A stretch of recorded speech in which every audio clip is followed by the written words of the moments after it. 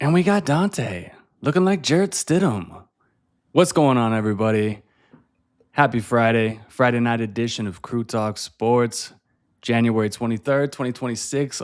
Broncos on the doorstep of yet another AFC championship. First in 10 years, Dante. You know what I was doing 10 years ago, Dante?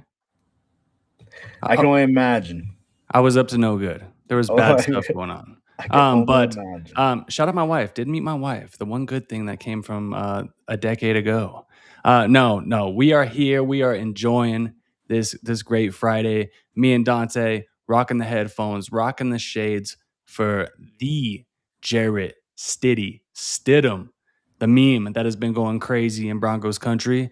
And what better way to celebrate than wear shades this entire stream and celebrate a Broncos AFC Championship victory, hopefully. Yeah, let's go. Crazy we're here even talking about this. I mean, come on. I mean, the last 10 years we've talked about it, how the struggles, the quarterback carousel, the ownership change. Here we are, one game away from a Super Bowl appearance. Just crazy we're here. I can't wait to break it down with you, talk about it, all the craziness that's gone on. It feels like it's been a month since the last time the Broncos played a football game, just because everything that's gone down this week. So I can't wait to Yeah. get. Yeah. No, it's been nuts. It's been nuts to see like where this franchise was, right? Like a couple years ago when they traded for Russell Wilson, I left work, bought a cigar, got some expensive whiskey, and I sat on my back porch and and I lit this cigar and I was just like, our quarterback We're situation back. is finally solved. We're back. We're Yes, back. right. And it's crazy, man. It's crazy. And here we are a couple years later. That's why Sean Payton is the absolute GOAT. Bo Nix, I mean, hate him or love him, he got us here. And now we're paying tributes to our boy Jarrett Stidham. And I know everybody's behind him. It's been crazy to see. What do you think about Broncos country just completely rallying behind the backup quarterback of the Denver Broncos? Bro, it's incredible, especially in the world we live in. How often can we get everyone to agree about one thing and just get behind one thing? So it's been awesome to see Broncos country just come together. Everyone's got the exact same opinion too. Hey, we love Bo. Bo's our quarterback. Don't get it mistaken, but we feel bad for him. Now it's City. It's time. We're gonna put all of our energy behind him. And everyone's confident too. I mean, and it's not like a type of confidence where it's not warranted, because Stidham, he's he's a veteran backup. This isn't like some rookie quarterback we've never seen do it before. The Patriots drafted Stidham to be the replacement for the GOAT, Tom Brady. I mean, Josh McDaniel, who we're going to see this weekend, liked him so much he drafted him and then took him to the Raiders with him to be the quarterback there. So, and then tried to re-sign him this offseason when before the Broncos could re-sign him. So this guy's just been waiting for his opportunity, and this is it. When opportunity comes knocking, you gotta open the door, and it's his time to make a name for himself and let people know what's up. And it's just the national. It's now gone national. I've seen Adam Schefter picking it up. Barstool, part of my takes, talking about it. People are loving the underdog story of Stiddy City. Yep, and shout out to the man that made that meme. I think I know who it is. I believe his name is Garrett, and if not, you can hop in the chat and correct us. But it's crazy. Like, this is the most fun I've had on X before a game, the week of before a game, and I don't know how long. It's crazy, man. Everyone's just rallying around each other, and Pats fans. It's driving Pats fans absolutely mad, because I've seen Pats fans going, "Oh, the last fan base to use this meme, and it was Luca doing the same thing.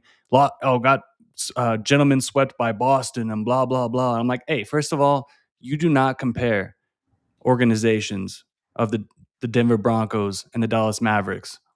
They're not the same. Okay, I don't give a fuck what you say. And two, We were making it after LeBron when he was down 3-1 and he came back to beat the Warriors. So check your fucking your shit before you come at the king, bro. All right. So yeah, no. I think this meme is perfect. You see everybody just adding everything like their own little tweaks to it, Yeah, posting as their AVI. Everybody's rallying behind everybody. It's just something special to see. This isn't something that we saw 10 years ago behind our boy no. Ice Water when I was just ready to call it quits from the go, bro. Yeah, there's definitely a different confidence level. This Broncos team has overcome adversity all year. They 7 fourth quarter come from behind wins. So we're used to this. We're used to being counted out and down. They're it's kind of ironic we're playing the Patriots because they're the other team that's been called frauds all year. So they've got to be feeling a little bit of the same thing of like, hey, we've been down all year too, and oh, the schedule, this and that. So two teams that really in August, if you would have parlayed the AFC Championship and put Broncos Patriots, you begin the payday right now. So it's kind of cool. But at the end of the day, I mean, come on, this is it's Broncos. This is their time. They've got the team. They've been building to this. Really, it feels like it's been overnight, but it's been 3 years of Sean Payton building this team and getting it to where he wants. And there's still potential to grow. We're not peaking by any means, but he said in the preseason he felt like this was a special group. They're a tight knit group, and I heard Von Miller talking about that 2015 defense and the team in general. He said every night, almost every weeknight, they'd be going to his basement, and he had like a club in there, and he's like they were so close. And I feel like that's how this Broncos team is. You see the quarterbacks hanging out. The players are streaming together and hanging out. I think they're just a really tight knit group, which goes a long way. Yeah, I mean, it's been like that's this entire year, and Yeah. from the beginning, dude. Sean Payton was like, "This is the team. This is one of the teams that I've coached." What he said, one of six or one of seven teams. Yep. I can't remember one of the other that said he said this team can win a championship, and I don't know if you saw the video of like Stidham and he was going through warm ups or whatever, and he comes back and just fake pats, The sticks his the high hand out to five. where Bo was. Yeah, high five, man. Like that is just it's crazy, and to see like Pats fans completely just blow up, say like, "Oh, dude, like, are you kidding me? This is gonna be a blowout." It's just completely ridiculous. We will get straight in to this matchup with the New England Patriots and the Denver Broncos. But first, Dante, you got some NFL breaking news for me, baby. Yeah, NFL breaking news. Baltimore Ravens are hiring Chargers defensive coordinator Jesse Minter as their head coach. So a lot of people, when the separation was first announced, kind of this is the guy they said it would be. Turns out that's true. Young upcoming coach, spent time with John Harbaugh, obviously at Michigan, and then now at the Chargers. So good hire, young bright mind coach for the Ravens. What are your thoughts on that? Hey, I we struggled, as a team against the backups. And what was that week? What was that week? Was that week 18? Set, 17? 18, 18. 17 or 18? No, like, hey, get that man out of my division, and I'm True. perfectly okay with it. I'm seeing a lot of people saying this is a great hire, like he's the next big coach, and it's interesting to see like the Baltimore Ravens. It's like they have a vision where it doesn't have to be an offensive coach, but they're just going with what they think is best. Like John Harbaugh was a special teams, and it's just like, hey, it worked out for them. But everybody is saying that Minter's a hell of a hire. So Yeah. we yet to be seen. See you later. Get them the hell out of our division, especially with that hire of Mike McDaniel offensively. The one thing I did see is that apparently Lamar is a noted supporter of Minter. So I saw some speculation of like, do the Ravens trade Lamar and just completely start over? Do they keep Lamar? What's the game plan here? I also saw that I believe Joe Brady and Cliff Kingsbury could be contenders for the offensive coordinator, which, I love that move of getting a good defensive coach and then getting a really talented offensive coordinator, especially a guy like Cliff or Joe Brady, who maybe, Cliff didn't work out as a head coach, but we know he can call plays. So if you can get someone like that, the Ravens could be back. And sometimes you just need a change of scenery. So I like it for the Ravens. I think they had a plan before they got rid of Harbaugh. They didn't just fire him and kind of be like, oh, now what are we doing? So you like to see that. Yeah, I agree, and 100%, like, if you're gonna get rid of Harbaugh, you keep Lamar Yeah. because it's one or the other, and dude, I mean, you how are you gonna get rid of a former MVP? I just as recent as it's been, you just can't do it. You just can't Yeah. do it. I think, yeah, you're right, maybe a different, get a different set of eyes on the situation, um, but, yeah, no. If you're getting rid of one, can't get rid of the other. I hope they keep Lamar, and I hope he doesn't go to the Raiders, or I will jump off a bridge, Dante. So remind me, what did we trade for Russ? Was it two or three first round pick? Three first round picks? I believe it was 2. Two. And then 2 and some players. what would you give up then if you're the rate? Let's just say hypothetically, if they were to trade Lamar, I mean, could you imagine the haul they would get? Like, would you consider it for like if you're the Raiders? Hey, first overall pick, you're getting Mendoza. We'll give you Max Crosby and our first round pick next year. Is that a trade you're considering if you're the Ravens, or are they like It would cost more. more? It would cost Yeah, more, yeah. I mean, Max Crosby, he's a great player, but, I mean, what is he he's not Von Miller, unfortunately. yeah. He's not a guy that's winning you games He's no like, Nick week after week. Bonito. Yeah, thank you. Shout out. uh, It would cost more. If the Raiders did that, that would be smart if they could make something like that work, but again, who is their head coach, you know? So, right, it's all about right. fit, baby. Um, yes, I heard there the odds on favorite is Clint Kubiak. Apparently, that's who they're waiting for, allegedly. Speaking of head coach interviews, Bills complete an interview with Philip Rivers today for their head coaching position. This one, I like Philip Rivers, and I actually think he could be a really great coach. Is it weird though, like having Josh Allen and you have Philip Rivers come in? They've played against each other. I mean, Is jo- it's more weird that we have a quarterback if you're the Bills, that hasn't been able to get to the big game, win the big game. Let's bring in a coach that hasn't won the Super Bowl either. So, I mean, what are we doing? I feel like the Bills, first of all, they did it to themselves with all this whining, dude. Like, you're making things worse. You're making things worse. That press conference, did you check out that press conference, bro? I got some Absolute notes about it here. Yeah, crazy. Yeah, absolute disaster. So we'll get into it in a little bit, but yeah, no. Broncos Um, broke the Bills. yeah, I mean, I see this two ways. One, I'm like, listen, if what if you're onto something and Philip Rivers is just like a great coach, and obviously like it's been noted his whole career how good at preparation he was. Then on the other hand of it, I'm like, do you really think players and coaches would fully 100% respect him just making that leap from, bro, you were literally playing in the NFL. 3 months later, you're my head coach. Like, and NFL is different than college. It's not as much of like authoritarian position. It's so, and especially today's world of coaching, I don't know. That'd be like one extreme to the other. So that'd be crazy for the Bills, but it might just be crazy enough to work at the same time. So interesting to see what happens there. We'll see. I think Dable could be the guy, honestly. Yeah, I think they're just kind of like, putting their hands in Yeah. different places, not to sound like a pervert, but I think it's necessary, man, when you had so much success with one guy in Sean McDermott, and then now it's like you couldn't get over the hump. So you're like trying to think outside the box, and I respect it. But Yeah. it's kind of ironic in my opinion.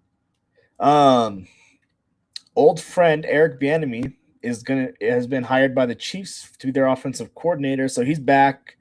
This one's kind of weird to me because Matt Nagy. So did he get fired? His contract was up. They let it expire. They didn't re-sign him. You're telling me this dude's Nagy's such a good coach. He's getting head coaching interviews, yet the Chiefs don't even want him back as the offensive coordinator. So what's up with that? What do you make of that? Everybody just wants a piece of that system, piece of being with Andy Reid, piece of being with Mahomes. Yeah, That offense. I mean, there was years when it was magical. I know this was kind of a down year. Mahomes still had a great year. yeah, he did. I Mahomes good had a year, good year until he got hurt. better than last year, arguably. Yeah, yeah, exactly. So yeah, I mean, people just want a piece of that franchise, and you can't blame them for that. So it's good to see EB back. I know that a couple years ago when he was getting head coaching looks, I was like, "Oh, man, I'm rooting for that guy." But, yeah, no, it looks like they're back with him, and, hey, it's, I expect that offense to start rolling again, pick up where it left off a few years ago. Yeah, former Buff. So yeah, we'll keep an eye on that for sure. Next up, let me pull up a graphic for you. NFL released their some award finalist. Denver Broncos defensive coordinator Vance Joseph named a finalist for assistant coach of the year. Obviously, Bronco fans have really mixed feelings on Vance Joseph. I myself like him, but I know a lot of people, Trillo, Gerald, that are not really big fans of Vance Joseph. Think he's overrated. What are your thoughts there? Look, should he be a finalist? Absolutely. But I don't know, man. After what I saw last week against the Bills in a playoff game, in a win or go home, this defense still gave up 30 and could have gave up more if Josh Allen would have made some throws he should have made. So it's tough, man. It's always been like that's the story of Vance Joseph. I still believe he's a great coach. I'm hearing today, like, talking around or listening to Colorado media, it's like, oh, he's for sure locked into the Arizona Cardinals, like Yeah, win or lose. And it's like, nah, not so fast. I don't think so. Now, if yeah, his defense balls out on Sunday, if his defense wins a Super Bowl, then he's locked in. But I wouldn't say he's locked in right now. And assistant coach, um, yeah, I don't know. I don't know. I'll have to see, bro. I'm not locked in on it. yeah. Personally. What about you? I'm a VJ fan. I think he knows how to connect with the players really well. I think that's a big part of it. Like the defense wants to play for him. Even when he was the head coach, the team liked him. You know what I mean? If you remember, like John Elway was going to fire him after year one. He's like, "Oh, I got to sleep on it." And really, I think he didn't get a fair shake as a head coach. So sometimes we know head coaches that are actually better at being a head coach than they are a coordinator. So maybe Vance Joseph in his second act will get a more fair shot. I hate to see him go to like a crappy situation like the Cardinals, where it's like you got no quarterback, like not Hopefully really he much. wouldn't do that though. You know what I'm saying? Hold Like it's off like, for something good, yeah. yeah, exactly. But hey, tell you what, let's hold our opinions on Vance Joseph. The final chapter is not written yet. This weekend's going to be a big part of how I view that overall because he does play that bend but don't break, and ultimately, did it work? We won, so I guess so. Um, the Bills, I think Josh Allen's elite. That was a great offense just because of him, but would like to see a little bit less points scored. So we'll see there, but shout out to VJ. Next one on the list here, MVP finalists. So we got Josh Allen, Trevor Lawrence, Drake May, Christian McCaffrey, and Matthew Stafford. I think it's a two-man race between May and Stafford. Who's your MVP this year, Ev? I'm gonna go with Stafford, man. I'm gonna Yeah. go with Stafford. Just because look, man, I'm going with whoever's the most passing touchdowns, the most passing yards. The hardest so I saw there's a lot of debate on this. You got to take strength of schedule in on this award because everyone's saying Patriots had the easiest schedule. They haven't had the easiest schedule via defense through the playoffs, and we'll get to that in a minute. But I would say like through the regular season, Matthew Stafford he's beaten better teams, better quarterbacks, better defenses, and he still ended up with most passing touchdowns, most passing yards. In my opinion, it goes to that man 100% of the time. Drake May, he's probably second for me. I mean, I know they put Trevor Lawrence in here, but Trevor Lawrence didn't start balling out till like week 8. Yeah. So, you know what I'm saying? So, it's funny they put Josh Allen up here. That's just embarrassing. I don't know. Those That pisses me yeah. off. No, I Just think it's alphabetical order. You're good. make Bills fans just feel better and Yeah. just put Josh Allen in the finalists. Yeah, I right, mean, son. the only reason I think Josh Allen's a finalist is because if you put 20 other quarterbacks as that Bills quarterback, imagine how bad they'd be. You know what I mean? So Lawrence, kind of surprising. He's had a good season. I don't know if MVP level, but I definitely think it's between May and Stafford. And honestly, McCaffrey does deserve some praise too, because the 49ers, if they didn't have him, oof, I don't know where they'd be with all the injuries they've had. But you're right. Give you Matthew Stafford's getting my vote too. Would be the first time ever in NFL history that a player with 45 plus touchdowns didn't win MVP. So that's kind of like you said, the whoever has most passing touchdowns tends to win it. The Rams, they've had a great season. They're in a tough division. Obviously, three the teams in that division make the playoffs, so I think you got to give it to them. I agree. Yeah, yeah, 100%. Shout out to Christian McCaffrey. He's definitely Yeah, winning something this year. I know it may not be MVP, which is definitely a quarterback award. So, um, yeah. I don't know. He had a McCaffrey hell of is a a season. finalist for MVP, comeback player of the year, and offensive player of the year. So definitely, I he's a shoe in for comeback player of the year. I feel like so that Yeah, one put your money on. But last one I had for NFL honors. Nick Bonito named Defensive Player of the Year finalist. Love to see it. Didn't get the All Pro vote. Got the Pro Bowl finalist. I think Miles Garrett's going to win that award just because you break the NFL sack record. You probably deserve it. So oh, yeah. uh, shout out Yeah. Miles Garrett. But cool for Bonito to even be in that conversation.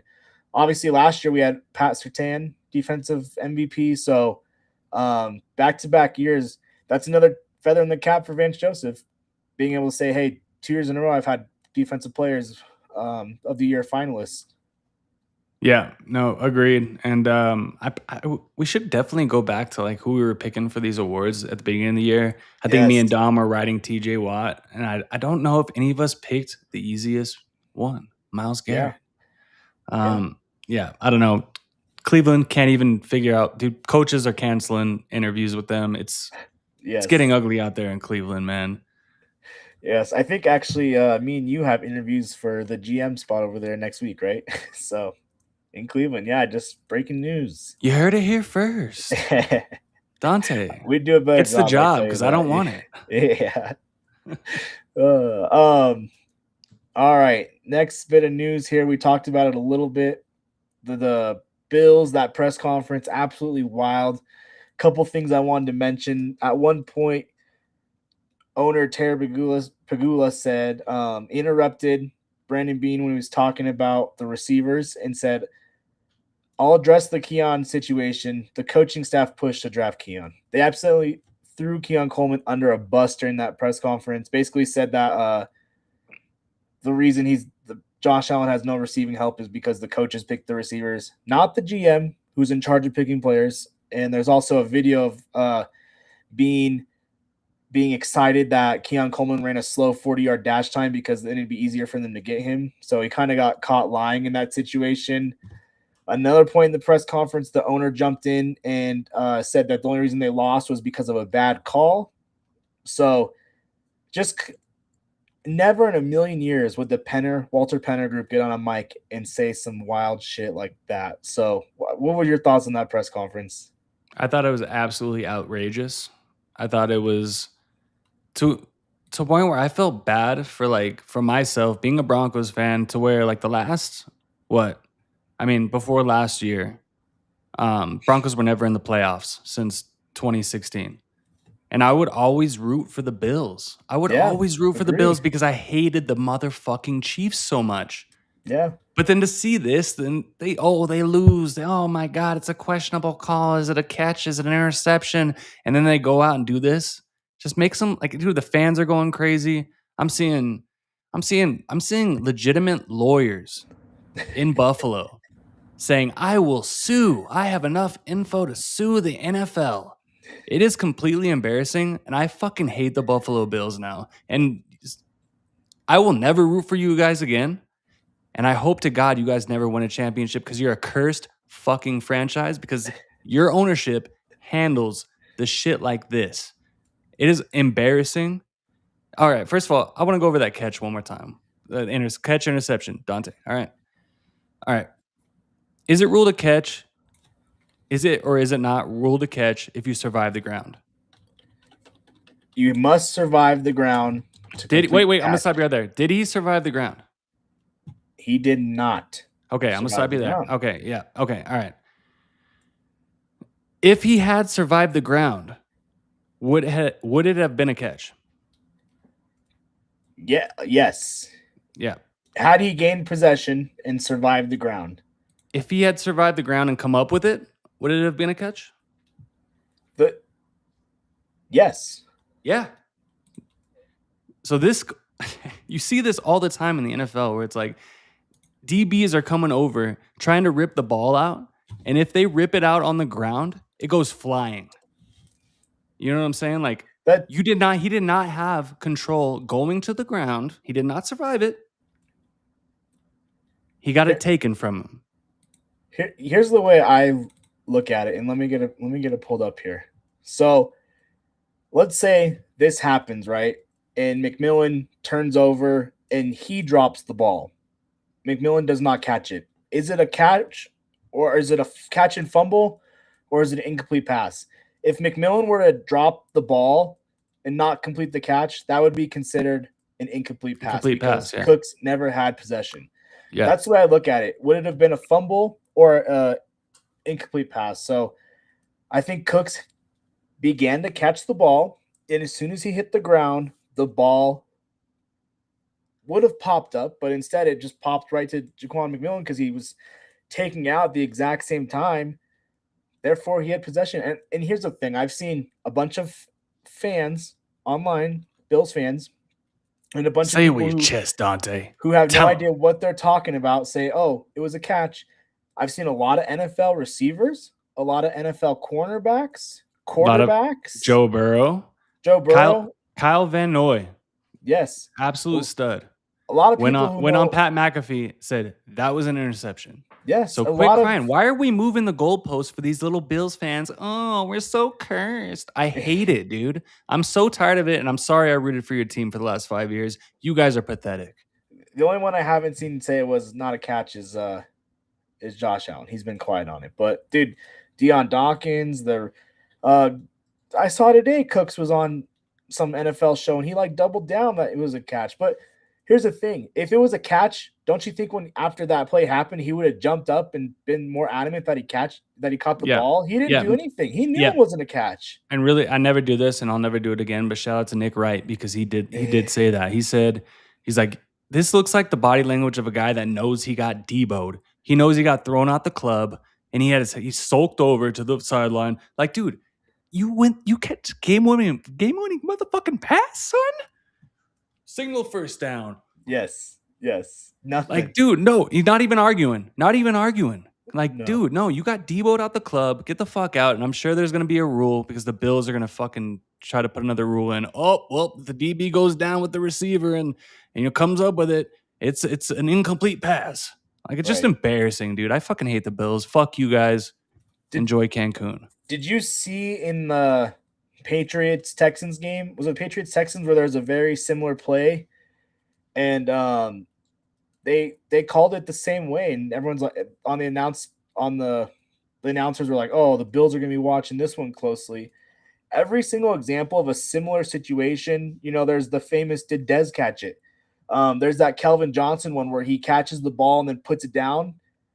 Every single one, they did not have possession because it did not survive the ground, and they called it the exact same way. So I see people that are like, "Oh, they need to get it figured out what a catch is." It's pretty clear, I think, at this point what a catch is because it's been ruled consistently the same for the past 10 to 15 years. So, I mean, I don't want to hear anything about it. I don't want I'm to so tired of because it. I'm so yeah, sick. it It's like is. we're And trying to enjoy an AFC championship game, and we're just hearing all these Bills fans still. I can't do it. Hey, next time, hey, maybe invest in not a 40-year-old receiver who will actually come up with the ball, dude. yes. Jesus Christ. And shout out Fanatics. Did you see they have those game image shirts after the best game or image of the week. This week was the McMillan after the interception holding the ball up. So it's a sick Fanatic shirt. I'll probably have to spend $35 and get it because Might have to get that one and then the angry runs. yes, I saw Alano that too. Hufunga. I have to get that one too, Yes. bro. So yeah, shout out Broncos making moves defensively. We gonna need it. We gonna need it, baby. Love to see Let's it. go. Last bit of NFL news here. San Francisco GM John Lynch says wide receiver Brandon Ayuk has played his last snap for the 49ers. We kind of talked about this a few weeks ago with Dom, but just a wild situation, dude. What is going on? They picked the huge contract. He has like honestly, he was a bust. He had what one good season, maybe one and a half, and then he gets a huge contract. They trade Debo, and then he never plays again for the 49ers. And apparently just like quit going to the facility, quit checking in, not following rehab. What's the deal here? What happened? It just has to be like just a total like behind the scenes souring between whether it was John Lynch, whether it was Shanahan. That's just what it had to be, man. Because you can't be that mad after they just gave you that big deal. Yeah. I just don't understand. So I don't know. Maybe he wasn't right. He said he was right. I don't know, man. Does this guy get another job in the NFL, Dante? He will. Yeah. You're telling me there's not the Browns wouldn't love to have him. You know what I mean? There's some needy, desperate wide receiver teams out there, but Steelers. tell you what, I wouldn't want him. I wouldn't want No. a guy that just quit on his team who's literally playing in the division playoff round, and you quit on your team who they don't have. Everyone on the team's hurt, bro. What are you doing? And And he's is he healthy? and Is he he's hurt? and then you see that video he's posting. He's posting a video of Levi Stadium driving, way over the speed limit, which I saw I the didn't cops see were looking this. I didn't into. see this. The cops were looking into it. I'm like, "What are you doing, bro?" Is this Like, recent? yeah, it was pretty recent. That's Yeah. hilarious. Yeah, so just yeah, I don't know, man. Just a sticky situation. But fuck, man, he made some plays for that franchise. I can't Yeah. lie, but there's Oh, something happened behind the scenes with Brandon Ayuk. So yeah. we will never know. We can't speak on it. I know it'll probably come out eventually. It has to, right? Speaking of behind the scenes, one more. Joe Mixon. So the Texans had their end of year press conference, and the GM mentioned still no timeline on Joe Mixon's return as far as next season goes. Didn't go into detail what the injury was. Said it was a complete fluke injury. Nothing that could have been prevented or nothing that he did wrong. Wasn't out playing basketball or anything like that. But didn't say what the injury is. Bro, what did this guy do? What did Joe Mixon do? Did he fall down the stairs? Did what, drop a piano on his toe? What the heck happened to Joe I Mixon?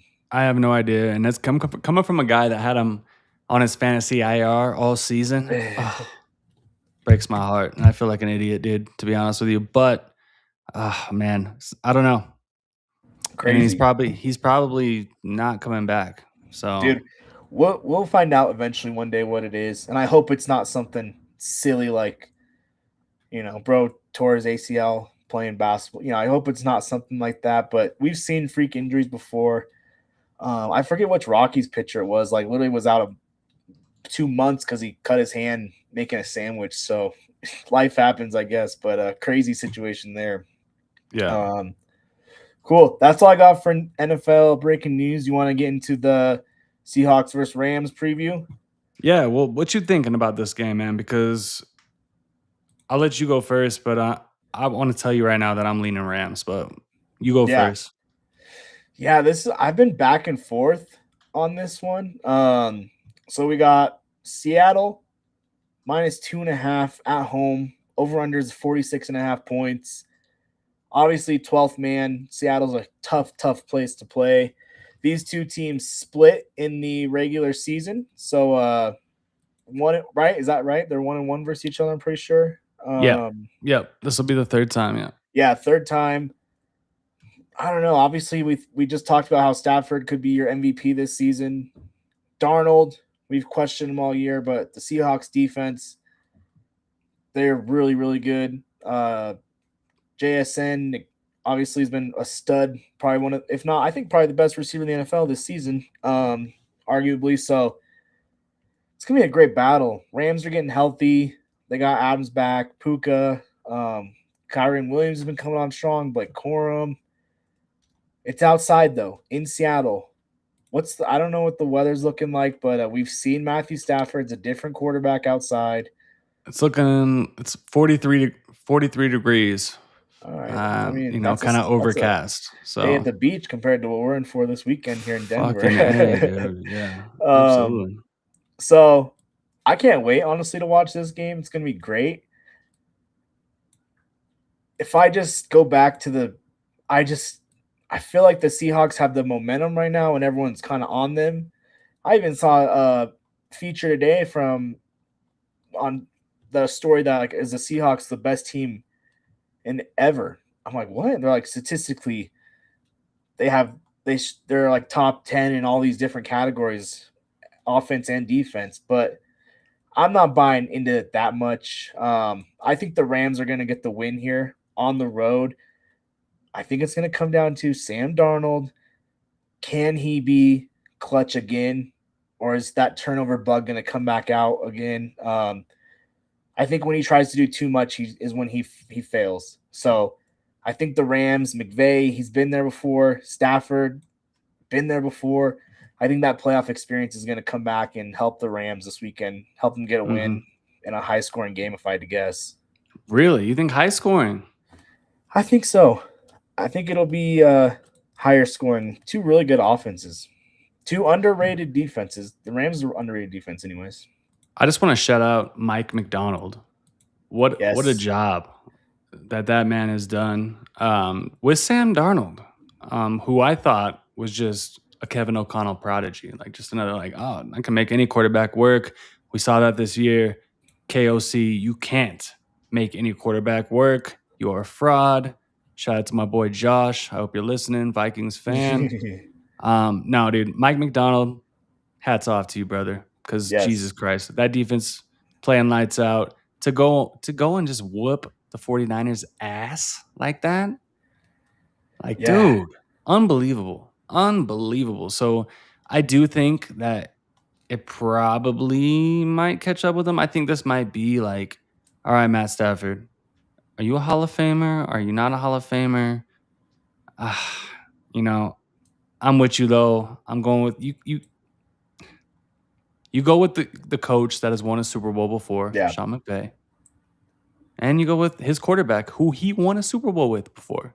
Yep. You know what I I'm agree. saying? I know that Rams defense hasn't been great, towards the end of the year, but hey, man, it's a different game now, man. It's win or go home.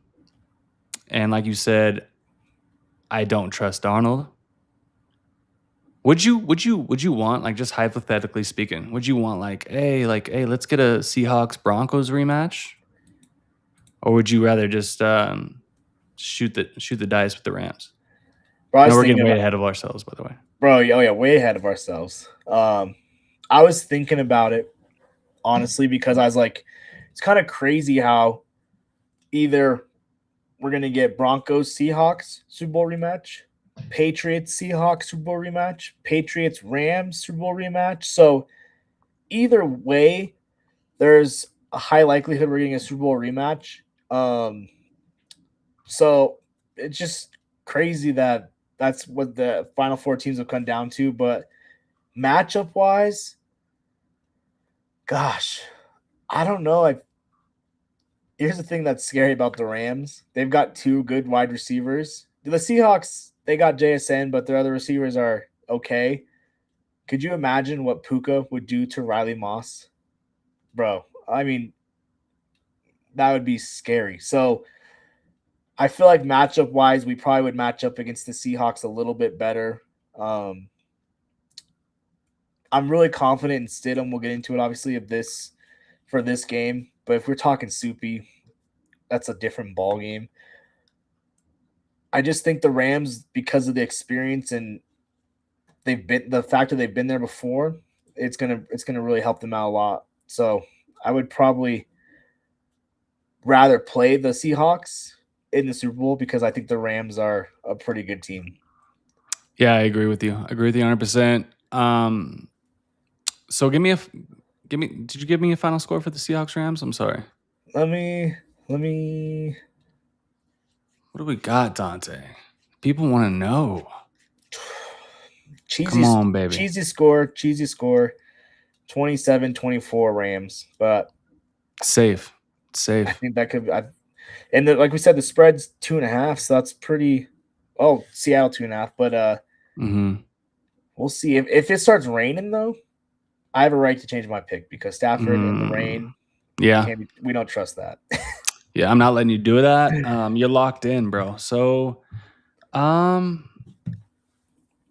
here we go. I'm just gonna go low. I think it's gonna be lower scoring, bro. I think Mike McDonald's gonna have this defense flying around, and I think Stafford's gonna have to try to, work his way around it. I think he's got the offensive pieces to do so.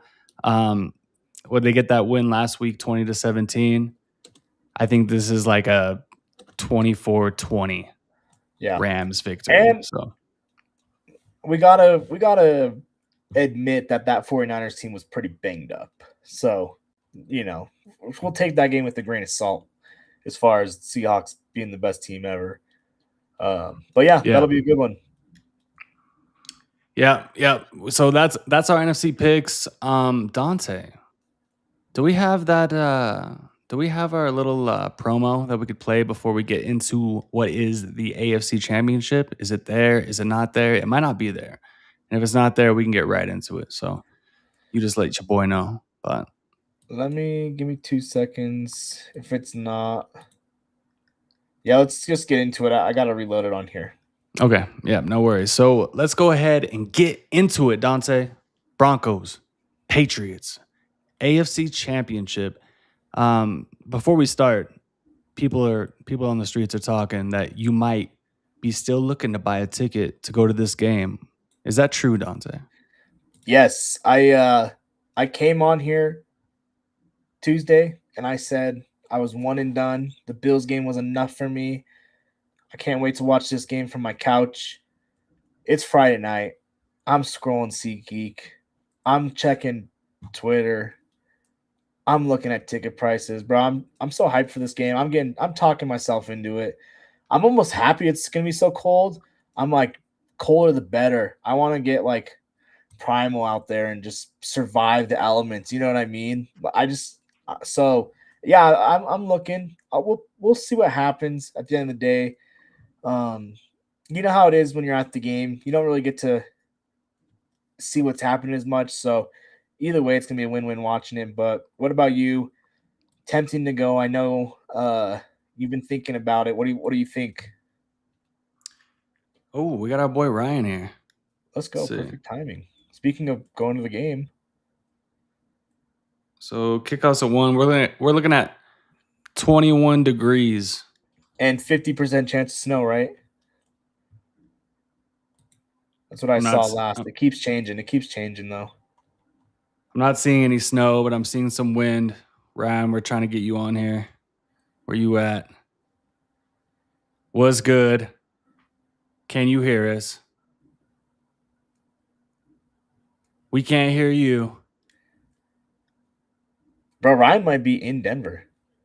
No, I think he touches down tomorrow. So he got a ticket to club level, I saw that. Nice ticket. which is absolutely big ballin'. What up, dog? And we still can't hear you.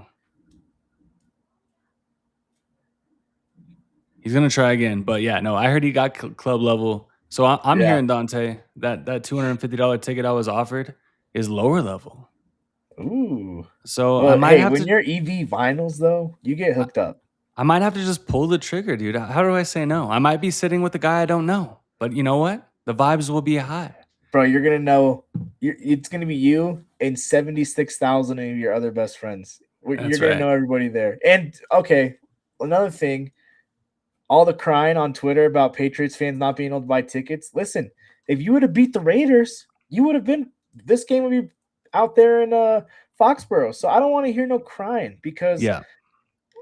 listen, we in Colorado we drill with transplants all the time. We got enough Patriots fans that already live in Colorado. I'm sorry.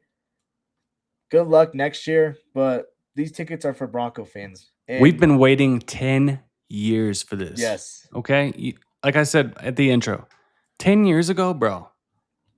10 years ago, that is ridiculous. So what I'm saying is, I know the Patriots. I know the Patriots have had a little bit of a slump too. I mean, I remember Cam Newton had that work out for you guys.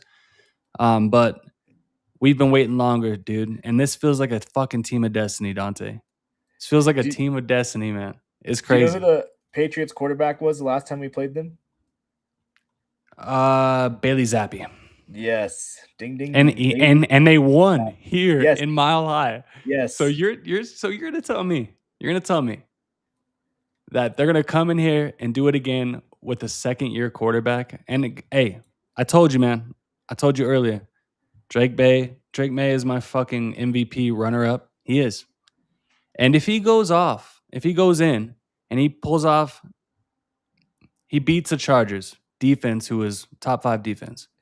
He Yes. goes, beats the Texans, even though CJ Stroud, you know, I don't want to get into it. That man has a Yeah. family. Top 3 defense. Were they 1? They might have been 1. You know what I'm saying? Yeah. Yeah. And then he goes into Mile High and they get a dub against us in our house.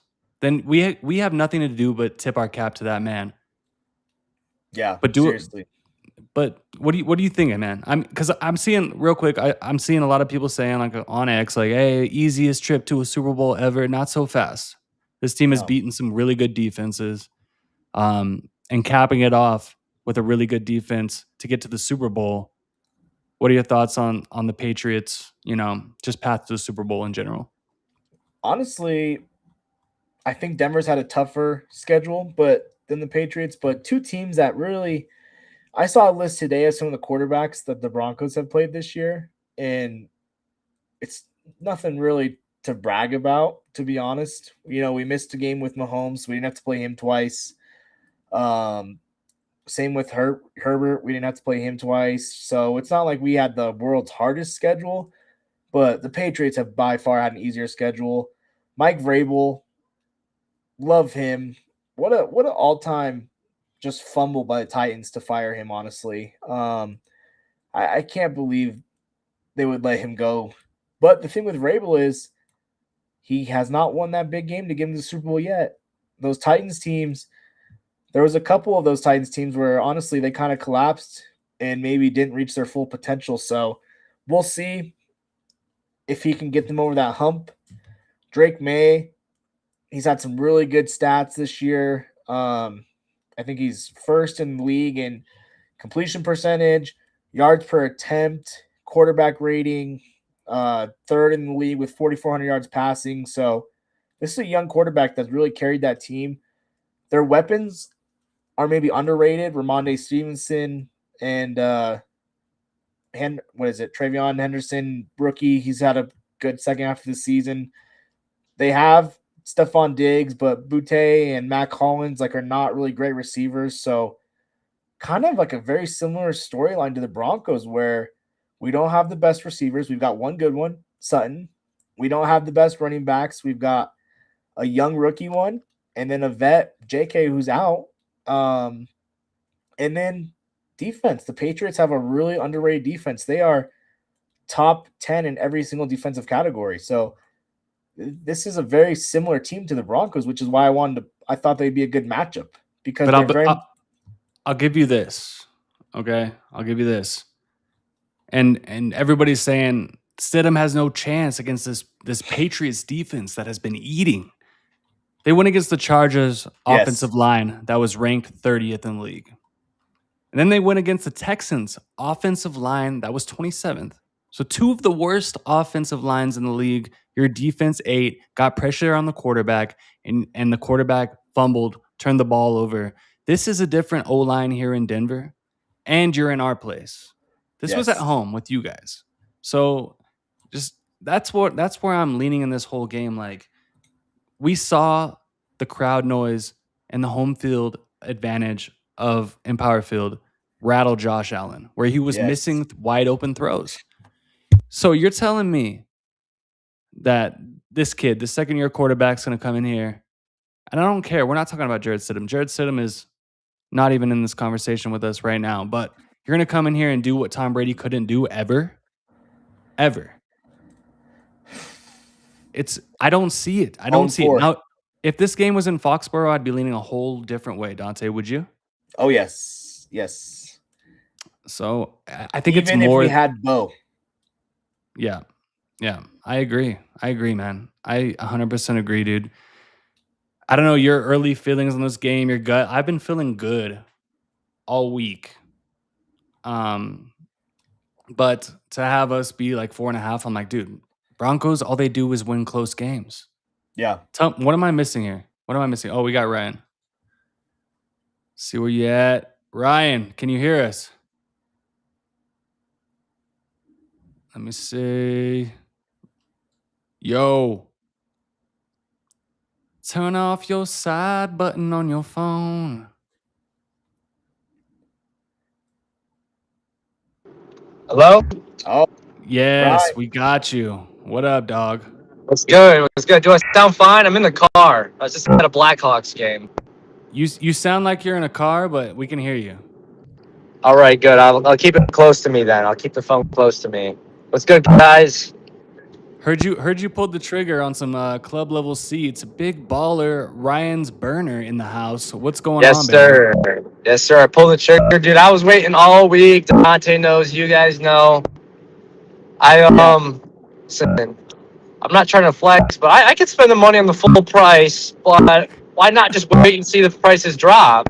Because they're bound to drop. Because there's some. I'm sorry. There's some pussy ass Broncos fans out there that are reselling their tickets. What the fuck is wrong with you? Are you retarded?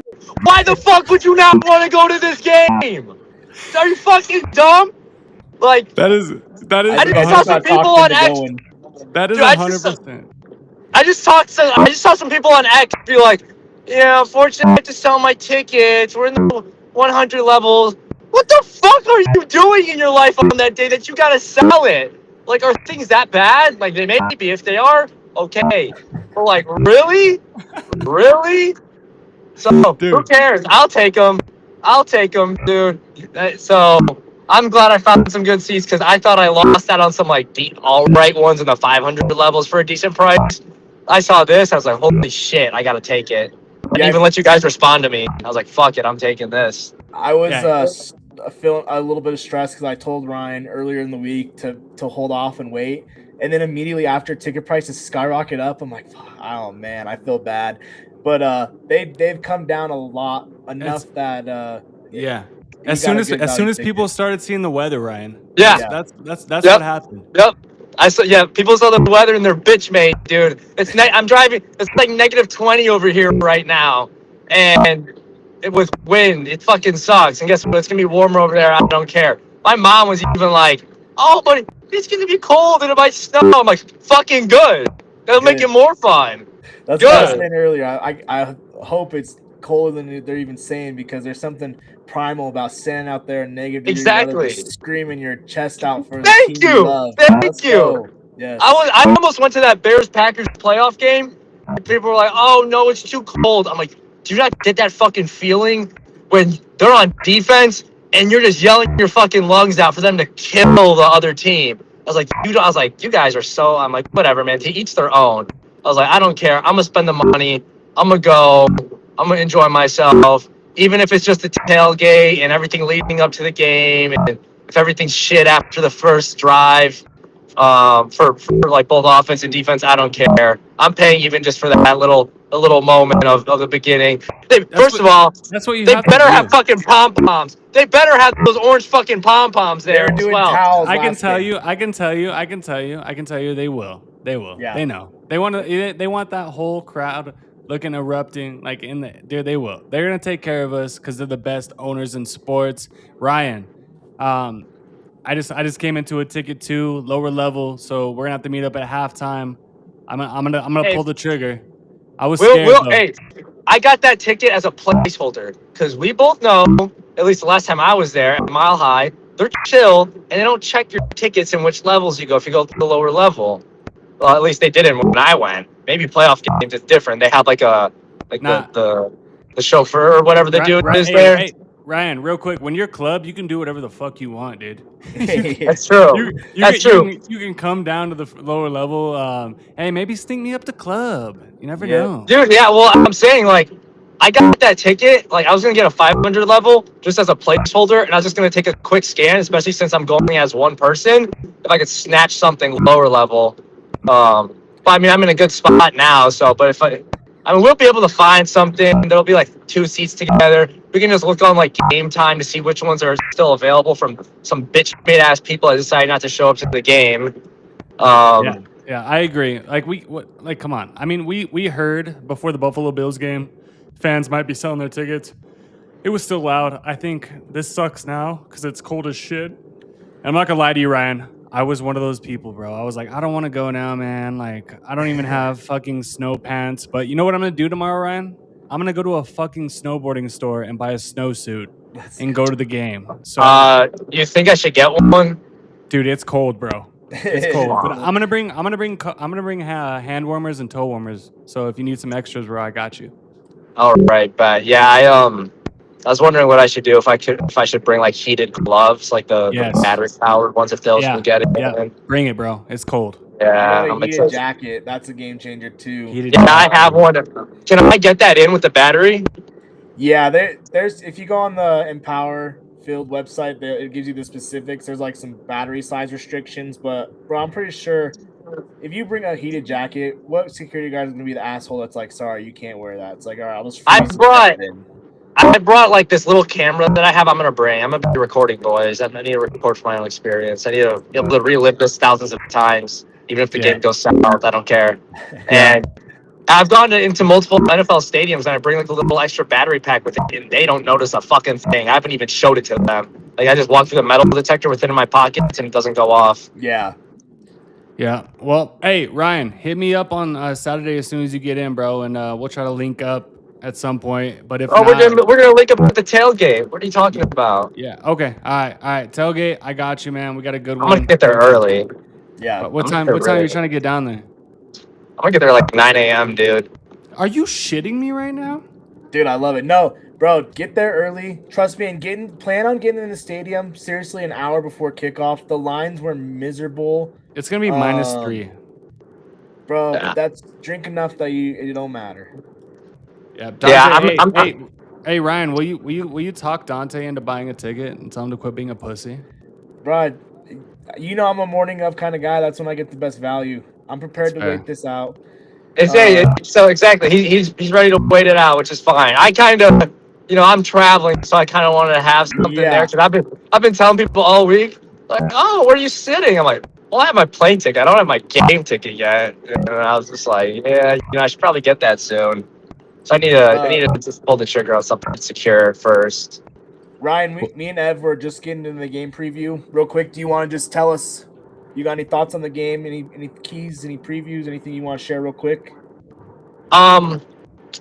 Yeah. So one thing that gets missed out on from last week,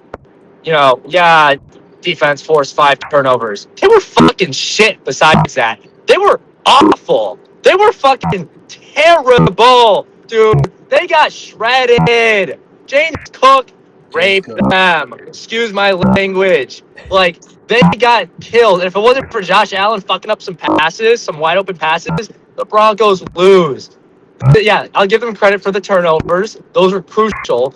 But when there wasn't turnovers, I think they actually scored on every drive that there wasn't a turnover. They did. They didn't punt once. Like, what the fuck? Like, VJ, you're coaching for head coaching positions. Please put up one good game so we can get your ass the fuck out of here. I'm sick of you. I'm fucking sick of you. Maybe this is what they needed to wake up. Maybe this is what they needed.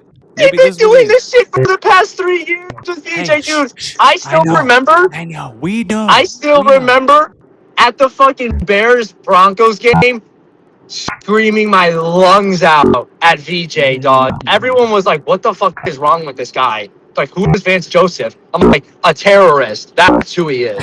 A fucking terrorist. It's NFL Assistant Coach of the Year finalist. It's fucking bullshit. It's such fucking bullshit. It's deep for you, Ryan. We gotta let you go. You're sounding bumpy as hell, but definitely hit me up. You got my number. Text me, brother. Yeah. All right. I'll see you guys this weekend. Enjoy it, bro. Enjoy it. Hey, text me for the tailgate. I got a perfect spot for us. Yeah, Dante, I will see you there because we all know you're going. We all know you won't be able to miss out. I'm going, Dante. Look at how much money I'm spending and going. The effort I'm making. You got no excuses. I'm like the game line. The spreads moved wildly on my odds of going. So, yeah. It's fine. It It's fine. But it you're it going. it's gonna change the day of. He's gonna be like, "Holy shit, a ticket for 200, I'm in." Yeah, So exactly. yeah. Exactly. All right, Ryan. Thanks for joining us. Hey, we'll see Yes. you. We'll see you Sunday, baby. Yeah, we'll see you guys. Peace. Love it. Love That it. guy has more fire than anybody I've ever met in my entire life, and I absolutely fucking love it. Dude, let him go. Let him talk to the team, boy. Jesus, yeah, keep Talib. See you later. We got this boy Ryan's burner. He's gonna come in and just rip the whole team's asshole. He's just be Speaking in a of corner. fire, He's Mr. gonna be in First a Down. corner. He's gonna be in a corner yelling at Vance the entire time. Yeah, dude. Yeah, don't let him too close to the sideline. You know what I mean? Strong feelings about Vance. Dante, are you worried? Are you worried about Vance Joseph? I want to bring this in because I think Sam, we tweeted the link. Hop in and give us your predictions for the championship. Yeah, Mr. First Down, please. Do you have concerns, or do you think it's like a wake up call? What happened with the defense versus the Bills? Like, hey man, you can't be giving up fucking 30 points at home. Right. Like, what are we thinking? Because I think if he does it again, we lose. And do you think he's getting a head coach opportunity? No, I don't. Yeah. I think it's, like I said, more about the body of work. And I think the Patriots offense is better, or the Bills' offense is better than the Patriots. So I don't know. I'm not as worried about, because I think we match up well against this Patriots offense. So I trust Vance. I think he lives and dies by the bend but don't break defense. And listen, it works. If it's working, it's working. And you got to give him credit, because we got the turnovers when we needed them. This weekend we got to get some turnovers. We got to get sacks. But that's with Bo, bro, with the fourth quarter magic. And I'm not putting that on Stidham. I'm not putting that evil on Stidham, bro. Hey, I'm confident. So you know what I would do, and you can tell me if I'm wrong. If I was Sean Payton, I would walk up and say, blitz every single time, and if Drake May beats us with his arm, then so be it. I just fucking pressure him every single time. Like, I don't know. Good news for you. Vance Joseph, top 5 in blitzes called over the last 8 seasons in the NFL. So he does like to blitz. And we saw that's what the Bills did to Bo Nix. They said, you know what, we're just going to start blitzing this young rookie quarterback. So I love that. Yeah, let's bring the blitz. He's got to come up with some trickery, some things like that, some stunts to get some of these guys like Bonito and Cooper free off the edge to create turnovers. I loved what he said where he coached Jaquan McMillan on Cook's not finishing the catch to the ground, and that was something they worked on. And so I think he knows, and he's gonna find weaknesses in this Patriots offense.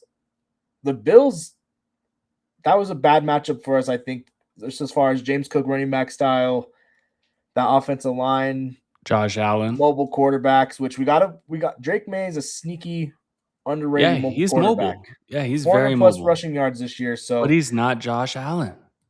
Not Josh Allen. Allen. I want you to say it with your chest, because I know you want to blow Josh Allen. Bro, Drake May has not you can't proven do anything it. to me You can't do it. Drake May has not proven anything to me yet, to be honest with you. He's had a good year, but we need consistency. I agree with you. Peyton will not lay down and die. I also think the Pats O-line has proven to be easier. Get that ball out.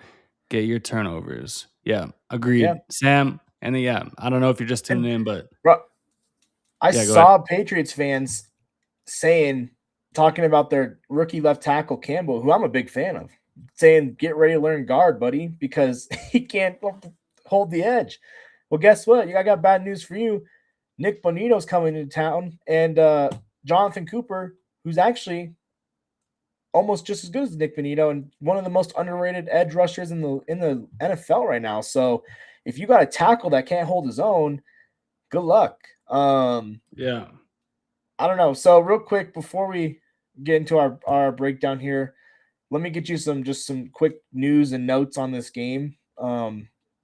What you got for me, Dante? John Elway is going to be our honorary captain, so he's coming back.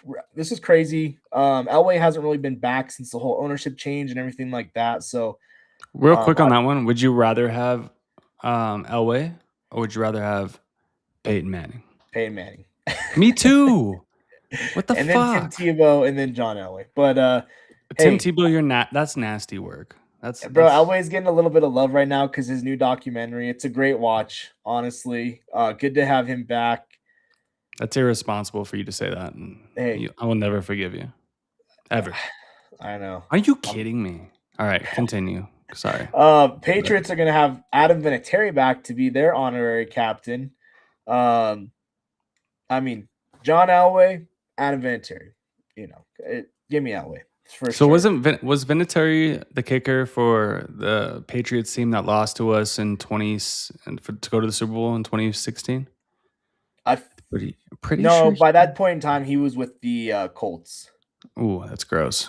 Yeah. All right. Well, so I don't know. So we're going Goat Elway, who's my runner up against Vinatieri. Yes, who a lot of people say is the GOAT kicker, but give me the this kind of feels like, and maybe we'll get into it in the breakdown, but I feel like this kicker, Borregales, is going to struggle here in Mile High in this cold weather, dude. I don't know how you Yes. feel about it. I got some notes for you on him. Rookie. He's a rookie kicker.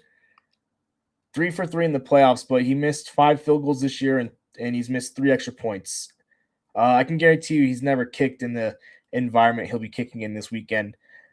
Would not want to have a 60-yard game-winning field goal by him. I'll just say that. Well, his longest is 59. Yeah. So, and he's missed extra points. Yeah, like you said. So, yeah. I think that comes down to a point in the game too. Like, I think it's like going to be a big key of the game. Like, I would not be surprised. Broncos win off season. Borregales is cut. Like, that's what I'm looking for, bro. What you got on this graphic here, baby? Because it is juicy. We talked a little bit about the Patriots fans being upset about the tickets. We talked about them calling the whole Stidham meme a gimmick. This is a rivalry. Broncos and Patriots, we do not like each other. This goes back to the Manning days, Manning Brady, even before that. So, a little bit of a rivalry reignited here. Went into the locker room, and now I got Sean Payton talking to the media, talking about his message to the fans before the AFC Championship game. What he is said, it? They're going Because hey, before you give him that, his message to the fans before the divisional round was what? It was to cheer when they're going in the huddle, not when they're going to the line of scrimmage, or start cheering when they go to the huddle. Yeah. And he was saying it again this week, and he said that they're going to have plenty of time to rest after this one. They're going to have 2 weeks to rest. Talking about until the Super Bowl. So I didn't really think that was a cocky thing to say. It was a pretty accurate thing to say. Like, listen, you're gonna have plenty of time to rest your voice before you need to use it again. So cheer loud. Keyshawn Boutte took it a little personal. Said you can rest in Cancun too. So I don't know why he felt like it was a shot at him. But Sean Payton, he's one of those coaches where if he's in your locker room, you love him, but a lot of people hate Sean Payton. I'm talking hate. So Patriots fans have been on our necks this week, bro, on Twitter. I seen that meme where there's both dudes flipping each other off. Hilarious. What has your experience been? I know you're online. So what has your experience been online with Patriots fans this week? What do you think of this little rivalry we got going on? In a way, it's kind of like good to be back, right? You know what I'm saying? Because there hasn't been really like the Broncos, Patriots. Like, it hasn't been a thing since Peyton was in the league. So it's like, you kind of forget what it's like. You know what I'm saying? Because we've been dealing with, the last 2 years is really like Chiefs fans. Like, oh yeah, you guys are just, this and that. And, this was the original rivalry. This was the one. This was the one. I hated Brady. I hated Pats fans more than I hate Chiefs fans. And that evolved. As soon as Brady went to Tampa Bay, Oh, now it's Pat Mahomes, baby. I hate you guys more than anything in the world. And I've heard Broncos fans say, "No, man, I hate Raiders more than I hate the Chiefs. I hate Raiders more than I hate the." No, no, no, no. Now we're back.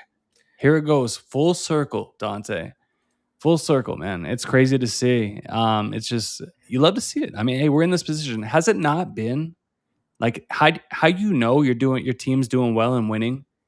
We've been more active on social media against Giants fans, against Bro, Jaguars fans. yes, You the know, you know, Jaguars have been really turning Jaguars are up. feisty. Those motherfuckers are feisty on there. Bro, actually, They get a little sniff of yeah, sniff of winning, and they're like, "We're the best team in the motherfucking bro. league." Last week at the game, no joke, there's a guy head to toe in Jaguars gear in my section. Proud as could be. Proud as could be. He was walking around that motherfucker like he had won the Super Bowl, dude. And everyone's like, "Oh, what time's the Jags game this weekend?" Oh, that's right. They don't have one. So yeah, shout out the Jags. Liam Cohen. They got some loyal ass fans out there. I'm not gonna lie. Dude, Met some all 10 out. of them are loyal. I met a couple of them out in London, and those motherfuckers get down. But yeah, no. I'm happy to see. You know, when you see the interactions, you get pissed, but then you got to step back, take a step back. We are in the Yeah. AFC Championship against a team that we used to be rivaling with, you know, all the time. You know, so it's just you take a step back and you just embrace it. Just have fun with it. Like at the end of the day, man, like both like dude, Patriots haven't had success to either, really. Were they 4-13 last year? All right. Be happy to be there. I'm seeing some things that maybe Keyshawn Booty, he was stepping back, like, no, I didn't mean that. I meant this. You just love to see the Patriots are buckling, Dante. The Patriots are already buckling. Patriots fans, anybody that takes the Broncos are like, oh, what are you talking about here? Like they are so self-defensive. And that is huge for Broncos country, baby. Huge. And your mic's off. And he's not talking. All right. Well, I guess I'm one-on-one in this. We're having some technical difficulties. No, I feel great. I feel great about this game, honestly. You got me? Yeah. All Oh, right. welcome Yeah. back. Welcome back. I don't know what happened there, but yeah, the Patriots fans, they've been definitely talking some smack, and especially about Stidham, calling, gimmick, backup quarterback, which is kind of funny to me because I guarantee you these Patriot fans, if you go back and search Stidham in their search bar on their Twitter, bro, let's not forget Jarrett Stidham was the replacement for Tom Brady. This was the GOAT. They loved this. This is the replacement for the GOAT. So they were all They aboard the Stidham train. drafted They drafted him. They drafted him to be Tom Brady's successor, and he's been he's what is that called? Simmering. He's been simmering. Simmering. Bro, he's been Simmering under the bubbling that was the NFL. And then he comes across Yes. Sean Payton, and Sean Payton's like, you are my man, and I'm giving you $10 million to be my backup quarterback. Bro, no one loves a backup quarterback more than Sean Payton. He was talking about Teddy Bridgewater. I think he was glad Drew Brees got hurt just so he could put Bridgewater in and go 5-0 with him. I think he loves the situation of like, don't get me wrong, he loves Bo Nix. He'd rather Bo Nix be in there, but he cannot wait to be like, look at me, look what I can do with the backup quarterback. This Sean Payton is built for this moment. Yeah, he's sick. And did you not get He's that sick. feeling? Did you not get that feeling from that press conference when he came back? He's like, yeah, Bo, fracturing his ankle. He's gonna be out the season. City's ready to go. Just be ready. Yeah. Just be ready. Like, dude, like this guy lives for this shit, dude. I'm telling you, man. And what a poetic thing it would be for the Denver Broncos to go to a Super Bowl with their quarterback, Jarrett Stidham, to beat the New England Patriots, a team that drafted him, like you said, to be Tom Yes. Brady's successor. And these guys' heads will explode. Sean Payton, absolutely cold quote today. He said when they asked him about Stidham if he's worried, he said, "I'm not worried about Jared. I'm worried about everyone else around him." He knows Stidham's going to go out there and do what he needs to do. He's not worried about it because He's got experience as a starting quarterback, bro. He's been in the system. He knows the plays. It's been fun to see all week. The defense, the number one defensive players are being like, dude, the Stidham he's cooked us in practice multiple times this year. Like Vance Joseph has had to go over to Stidham and tell him, bro, chill out, and getting upset because Stidham's ripping his defense apart. So this is a guy, and this he's done it in practice, and that's where that Mims route came from. Is they saw him burning Surtain, Stidham, and him burning Surtain on that same route. They're like, bro, if we're burning Surtain on this in practice, you don't think we can do this against the Bills? So, I mean, if anything, then Stidham might be able to do a little bit more playbook wise than Bo can, because he's been kind of like in that background role where he gets to see it from a different viewpoint. So he's almost learning all game watching Bo out there do it live. So that's what I'm thinking. Like I'm thinking like, don't get upset if it's a slow start to the game. Yes. Don't be upset if there's a couple, if there's a 3 and out. Acclimated. Right. Because this is real life. But something tells me it's going to be different, Dante. And I think like, hey man, I guarantee you, if we get the option, we're kicking. Do you agree? We lost both coin tosses last week versus the Bills, overtime and the beginning of the game. I would have to think that if we win the coin toss, we'd defer and get the ball in the second half. I think so. But bro, Sean Payton's a sicko. He probably, credit to Sean Payton, dude. He's gonna have the crispest first 10, 15 plays drawn up you could think of. So knowing him, bro, balls out, he might just be like, oh, let's get on the field and let me run these plays down their throat. So you never know with Sean Payton, bro. It just depends. I would think the smart thing to do is try and defer and get the ball the second half, get a stop or two on the first half, and then if you can't, just ride out a lead. But that's not how Sean operates. He's aggressive. You're right. All right, what do we got for Broncos Pats injury reports? Let me get it pulled up here. I got the most recent injury report that was released today. Patriots first. Notable ones here. I saw Matt Collins he was listed as full participant and questionable. He's expected to play. That's huge for their running game, man. It's huge. Matt Collins, sneaky speed too. So Riley Moss, that's something to watch there, for sure. Although let's take a bet right now. It's going to be 20 degrees and snowing. Is he wearing shoes when he walks into the stadium? Yes, he always does it. Every time. He's a dog. Barefoot. He's a dog. No shoes. Barefoot. Yeah. What you want to bet? You don't think he will? No, I think he will. I said, is he wearing shoes? No, I don't think he is. Oh, yeah. Yeah, he is for sure. Crazy, bro. Another big one for them, Harold Landry. He's their linebacker. He's sack leader. Sack leader yes. For them. Sack leader on the team. I mean, that's a pretty big injury report there. So another team that's kind of banged up going into this game. Travion Henderson listed on there, but he'll play easy. A lot of guys on defense though, so just something to keep your eye on. Especially who was the other one I saw in here? Their cornerback was listed as questionable too. Yeah, past concussion protocol. So Carlton Davis is expected to be back. That's a big one for the Patriots. Let me get the Broncos pulled up right here. Obviously for the Broncos though, most notable we found out today. I think I actually saw you shed a tear. J.K. Dobbins officially out versus this weekend. So that one you hate to see. Pat Bryant, limited. He's expected to play, I think. And then Luke Wattenberg, I think they're going to activate him. I think he's going to start because we saw Forsyth get banged up. And I think Forsyth's kind of questionable if he'll play. So that's a big one for the Broncos to get him back, starting center. Who else did I see on there? Troy Franklin, also questionable hamstring. Those can linger, so I don't know what he'll be like. But Pat Bryant is wearing the Guardian cap to protect the head since his second concussion. So honestly, Pat Bryant, that's huge. 3 catches on the first drive for him this week. So we need him back. Yeah. So no, that's huge. I mean, we can talk like who's wide receiver one this year or this week because is it Cortland Sutton? Yes. Is it Lil Jordan Humphrey? Who I'm leaning towards. No. I Why do you hate Lil Jordan Humphrey so much? Because all that man does is not catch touchdowns in the end zone, and then he catches touchdown in the end zone. So why do you hate him so much? I And so need some like more consistency.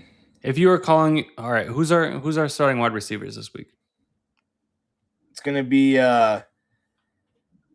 it's Cortland Sutton and then Mims. And then I think Franklin and Bryant probably do split that 50-50 if Franklin's healthy. If not, Bryant's gonna get the go. And then you get little Jordan Humphrey who gets in there. I saw we re-signed Brandon Johnson, for, old friend of the Broncos. We've got Elijah Moore, Michael Bandy, who's made some nice plays. Trust me, you don't think Sean Payton would love to throw Michael Bandy out there and draw some sicko route up for him, and just you never even saw it coming. So, um, honestly, though, I think the replacement's going to be Evan Ingram. I think this is the week we see Evan Ingram.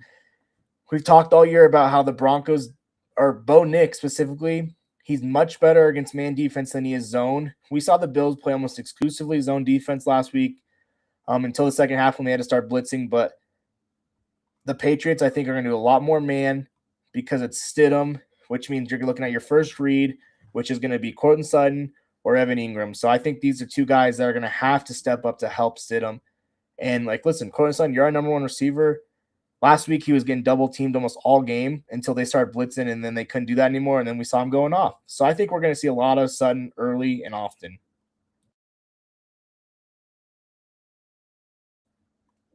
What about Mims though? Yeah. Can a brother get more Mims? Give me some Mims. Definitely some design trickery to get him involved. I saw, where he was lining up in the backfield last weekend. I want to see more of that. Here's what I don't really want to see. I don't want to see a million screens. I'm kind of out on the screens. I understand what we have to do them, though, because then obviously with no JK, we're going to have to do something to manufacture that running game again. We're going to see more Jaleel McLaughlin. I can tell you that because I think he earned it last week. Harvey did too, though. Harvey had a great game. He just can't get it done between the tackles, which makes me a little bit nervous. But Patriots have Milton Williams, who's a dog in the middle of that defense. So maybe we just don't even worry about it. Don't even run at him. I don't know. So who's a running back? Like, dude, is it RJ Harvey? Because we need to run the fuck out of the ball. Yeah, it's the Harvey show. If I was Peyton, I'd be like, whatever running back runs between the tackles and gets the most yards, you're the starter in the Super Bowl if we win. But dude, I mean, I can't think of like a bad play Harvey had versus the Bills. You know what I mean?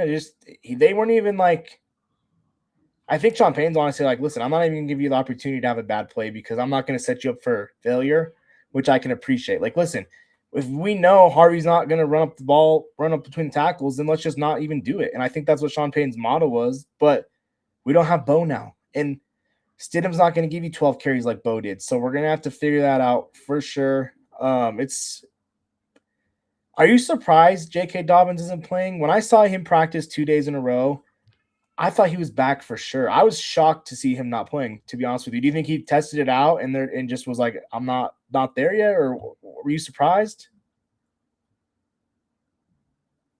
And forgive me, my baby's in the back crying. But no, I was completely. I wasn't surprised. I thought that this was way too early for him to even come back. Maybe they bring him back, to practice and test it out. But now it's looking like for the Super Bowl, maybe. But even if it's like, why even bring him back at this point, right? I heard some media members, shout Andrew Mason, Cecil Lammy. I like those guys. Orange and Blue Today. I heard them saying that when they go to practice, at the beginning of practice, the media is all on the side of the field over at the training center, that the running backs warm up right where the media is at. And they both made it sound like JK looked good and that he was kind of confident he'd be playing. So, and I just figured, like, you practice 2 days. So I'm just shocked. But again, go back to Sean Payton being a sicko. I think this is how confident he is. Is like he's like, no, let's save JK for the Super Bowl. We're gonna need him more there. You know what I mean? Like he's still looking ahead because he's not desperate. He's not willing to risk. Which maybe this is also my buddy Nick. I was texting with him and he's like, oh, maybe it's a smart move by JK to not play since he's gonna be a free agent.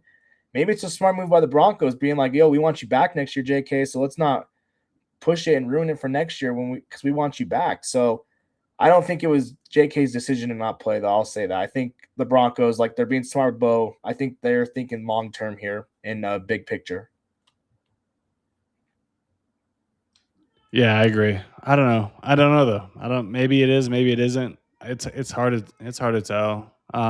So like our locked in two rushers are RJ Harvey and Jaleel McLaughlin. And will we see some Cody Schrader? I don't know. Like this No, guy is. I don't know what the So deal is with him. from what I hear, what I see online, he's nice. What are we doing? Are we going to see some Cody Schrader? Why not mix it up?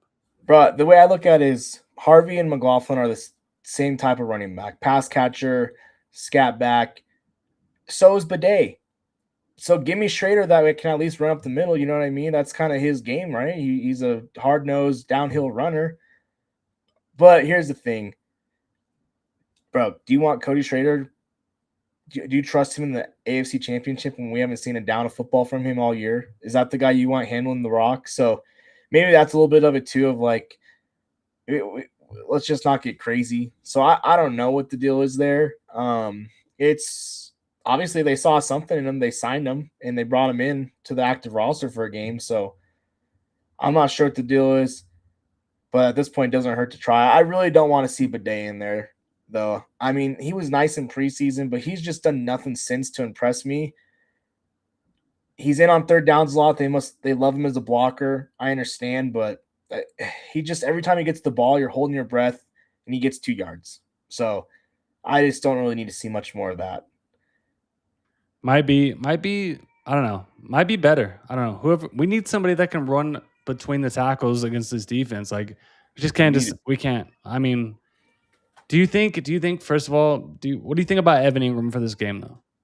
Yeah, I think based off what we saw in the preseason, that connection that Stidham and Ingram had, I think it could be big. If the Patriots are playing a lot of man defense, Evan Ingram's a man beater. He's quicker than the linebackers that are recovering him, and he's bigger than the safeties that are recovering him. So he's a nightmare matchup, I think.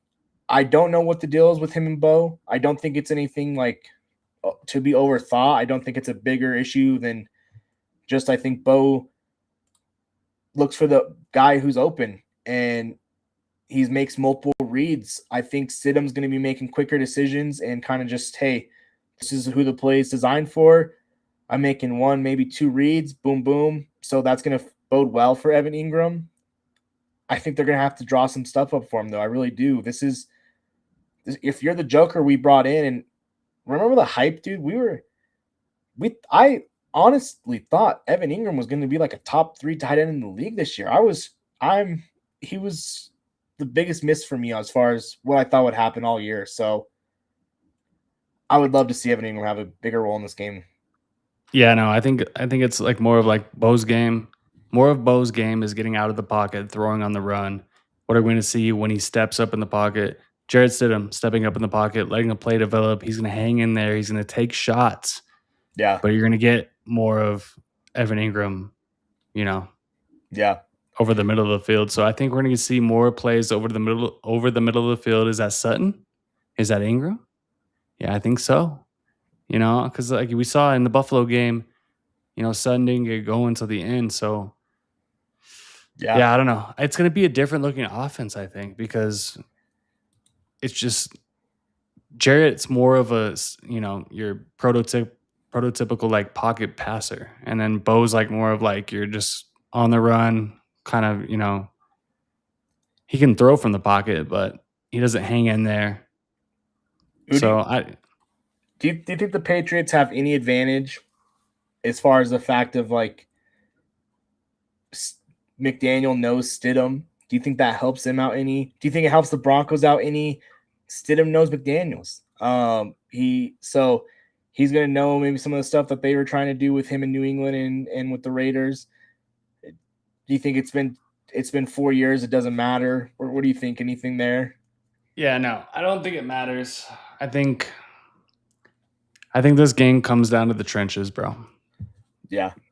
I think that's it. I think it's as simple as that. And we have said earlier, we will take the Broncos offensive line over the Patriots offensive line, and we would take the Broncos defensive line over the Patriots defensive line. And that's just, dude, that's what's going to win this game, man. And then the Broncos defense as a whole. Yeah. It's that simple. And it's home field advantage. It's altitude. It's going to be cold as fuck. It's harder to breathe when it's below freezing. And dude, it's a second-year quarterback, man. Yeah. Making his first on the road start in the playoffs. Like, yeah, he beat the Texans at home. Yeah, he beat the Chargers at home. Well, guess what? We beat the Texans away.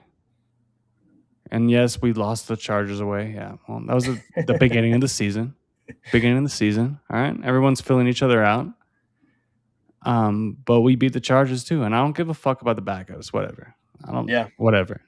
Yeah, it doesn't matter. So it comes. Well, go ahead. I'd say, speaking of backups, I want to hear your list you're going to give me on backup QBs, Stidham, where he kind of ranks amongst backup quarterbacks in the league. I know we think highly of him, but what do you got for me?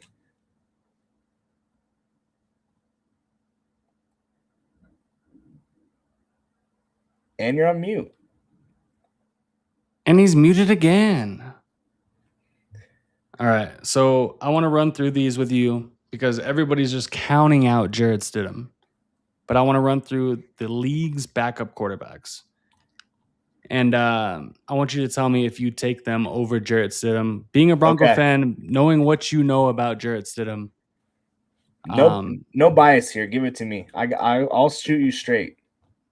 All right, one sec.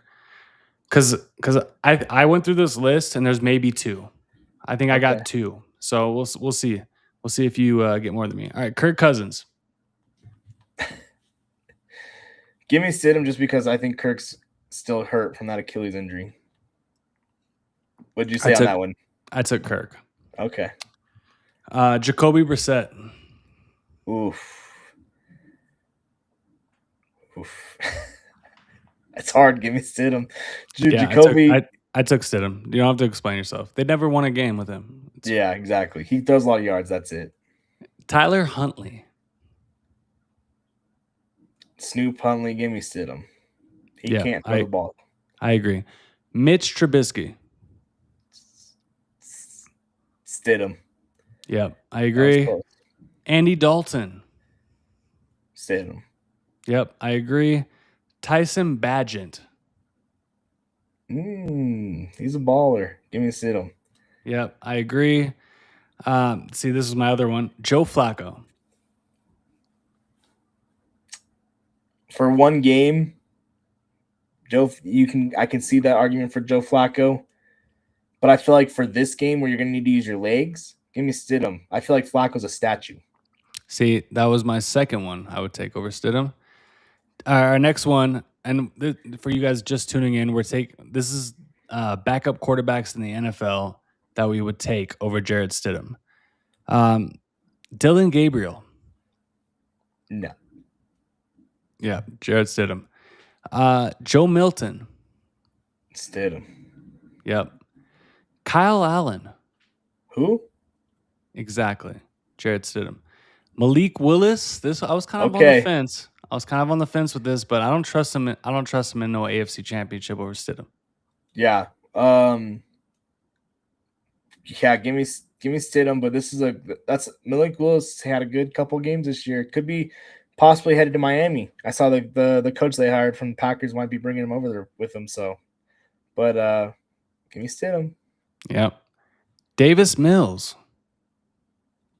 Mills Saw him kind of step in. win some Stroud. games. You know what I mean?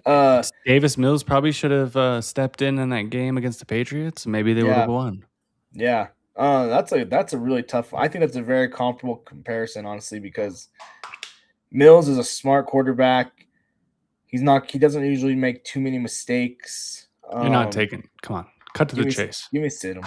That's what I'm Give me talking about, Stidham. baby. That's what I'm talking about.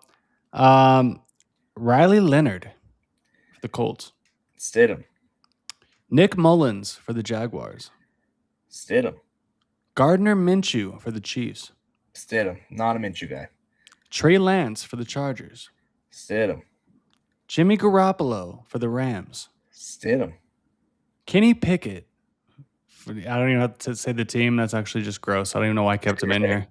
Bro, Kenny Pickett, give me him over Geno Smith, though. What are we doing? Quinn Ewers for the Dolphins. Yeah, Stidham. Max Brosmer, the ultimate pick Oh, thrower. yeah. Okay, on this one, what about do you have Wentz on your list? No. Because Brosmer replaced Wentz, right?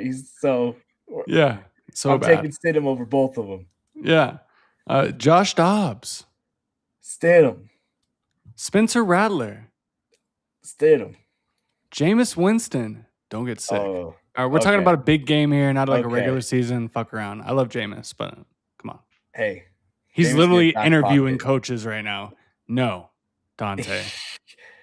Give me Jameis in the locker room. Give me Stidham on the field. Like it. Tyrod Taylor. Jets. No. Stidham. Tanner McKee. Eagles. Stidham. Mason Rudolph. Steelers. No. I didn't even have to finish. You're nasty. That man has a family. Come on. Drew Lock. Your boy. Give me Drew Lock. No. Let's go. No. Give me Stidham. You're gross. Give me Mac Stidham. Jones. This one's close for me. Give me Mac Jones. I like Mac Jones. I think he did pretty good this year. And he's got a little more experience. This one's close. Nah. But Give me close. Stidham. We saw that man get his ass absolutely handed to him, and he was just hanging in there. Yeah, give me Stidham. Yeah, damn, yeah, I don't know, man. Teddy Bridgewater, Buccaneers. Give me Stidham. Will Levis. Is he really the backup? Wow, I didn't even know that. He didn't play this year because he had surgery, right? Or yeah. All right, maybe this is projected. Mr. Mayo. Yeah, I don't know. Whatever. Marcus Mariota. Stidham. Marcus Mariota put up miles on this Broncos defense. So you're telling me that you basically took two quarterbacks. Yeah, give me Mac Jones and who's the one of the top ones you just said? Kirk Cousins. Yeah. Oh, my other one was Joe Flacco. Here's one you missed. Phillip Rivers. Who would you take Sunday? Phillip Rivers or Jared Stidham? Jared Stidham, dude. Are you fucking high? Am I not wearing the glasses? Like, come on, bro. Bro, here's the thing about points. Go ahead. I was saying a lot of these quarterbacks you just named, the difference is we've seen them fail. We haven't really seen Stidham fail. So my confidence is still some of these quarterbacks have proven that they cannot get the job done, and that's why they're the backup. Right. I feel like Stidham didn't really ever prove himself wrong. If anything, he showed glimpses of like this dude could get it done, and he's just kind of been just in that backup role. So that's why I still have a lot of confidence, is because I have not seen Stidham go out there and just shit the bed. There's nothing that tells me there's Kirk Cousins, Mariota. There's a chance these dudes can go out there and just score 3 points and not be able to complete a pass and throw in the big games, games that matter. Is there a chance they could do really well? Yeah. Jacoby Brissett, could he throw for 400 yards? Yeah, sure. But is he going to go out there and win the big game? I mean, Jacoby Brissett's a really interesting one, right? Because he was also brought into New England to replace Tom Brady potentially. So similar, but I think Stidham's got the arm. His arm is live. He's got the arm. He's got the coach. He's got the system. Now it's everybody else It's everybody else, man. That's got to step up. Yeah, we just named the backup quarterbacks in the league. We would take Stidham over almost everybody just because. Listen to those names. Listen to those names. Go back and listen to it. Pretty horrible. Like, we're in a lot better place. Like, if we're relying on Drew Lock, if we're relying on Tanner McKee, if we're relying on, like, I don't know, Sean Payton gives them a chance, but dude, like, Jarrett Stidham was Sean's guy. The free agent, first free agent he picked up was Jarrett Stidham. Right. Gave him that money, gave him a bag. So, I mean, why not? If you told me, okay, let's just say we didn't have Stidham and instead we had Sam Ellinger, trust me, my confidence, this is not a homer. Oh, we're the Broncos, we can beat anybody. No. Right. I have confidence in Jarrett Stidham. If you told me Sam Ellinger is going out there to play, I'm sorry. Could our defense keep it close? Sure, maybe. Are we winning that game? No offense to Sam Ellinger. No, we're not. This is not a, I got a million confidence in the Broncos no matter who their quarterback is. This is a no. I think Jarrett Stidham is not a bad quarterback. I think Bo Nix is a better quarterback, but the drop-off from Bo Nix to Jarrett Stidham, and no disrespect to Bo at all, this is more of a compliment to Jarrett Stidham, is not as far as I think people think. And for Patriots fans and NFL fans to be shitting on him, and you can tell who doesn't know ball because, I saw Stidham, a backup quarterback. Oh, that sucks, huh? Season over. It's like, dude, obviously you don't know what you're talking about because Jarrett Stidham, look what he did in the preseason. Look what he did in his couple starts. Dude, he balled so hard in the preseason that when me and Trillo Betts went on Denver 7 sports betting, and we had to come with hot takes. Oh, they're hot. Dom said, "Oh yeah, Chiefs aren't making the playoffs." He nailed that one. Boom, boom. And I said, Bo Nix gets benched for Jarrett Stidham. And Does this honestly, count? Did you win that? Does that count as a correct hot take? No, I don't think so. I'm calling it a wash. I'm calling it a wash in my opinion. But to see like I had like the guys from Denver 7 were like, "What the fuck, bro?" And I'm like, "Dude, come on." Like, did I want this to come to fruition? Absolutely not. But Right. Sean believes in this guy, and don't listen to the outside noise. Listen to the bag that they gave Jarrett Stidham. Yes. And listen, like, his last start was with the Raiders against which he bought. I mean, he had 3 touchdowns, 2 interceptions against the 49ers, the best defense in the league at that time. And that's who Josh McDaniels coincidentally brought over to the Raiders. Sean Payton loves himself a good backup quarterback because he knows the importance of it. Look at his tenure with the Saints, dude. They always had good backup quarterbacks. Andy Dalton, Teddy Bridgewater, Jameis Winston. Jameis Winston. Taysom Hill is what he is, but that's a dude Sean Payton's like, listen, if I need to put him in, we can do something with it. So, and they all had winning records. All had winning records. When Sean Payton came to Denver, who's the first player he signed? He's like, dude, this is who we need to get in our locker room right now. And that's what I'm talking about. You see that press conference that interview, locker room interview with Stidham after they named Nix the starting quarterback. He said, "I'm a starting quarterback in this league, and I believe it." Well, prove it. It's your time. It's your time now, bro. But he has such an opportunity to get like a $90 million contract, depending on 2 games. Yes. Even, honestly, one good game, and someone's going to be like, okay, come on over, bro. I mean, one good game, go to the Super Bowl and play decent. Yeah. The thing with Stidham, though, that the reason everyone's behind him and rooting for him is because you mentioned it, that press conference where he says he's a starting quarterback. But then what does he all go on to say? But I'm going to support Bo and do everything I can for Bo, but I'm going to still train and prepare as if I was the starter. And dude, there's a lot of these quarterbacks that once they get benched, they are checked out and they just do not care. I don't know if you've seen the video. It's been resurfaced of him and all the backup quarterbacks and their wives. Like they're playing some of those games. You name and female things, and they're all like hanging out. But dude, these quarterbacks are so close together. Stidham has helped Bo so much, and it's been underrated and people don't realize like what Stidham's done for Bo. this is a dude he was able to tell him like, listen, this is what I'm seeing. This is what you should do in this situation. And Davis Webb's been there too, but I think all that's gonna come back and help sit him out because he's low key been training for this moment the And past 3 years.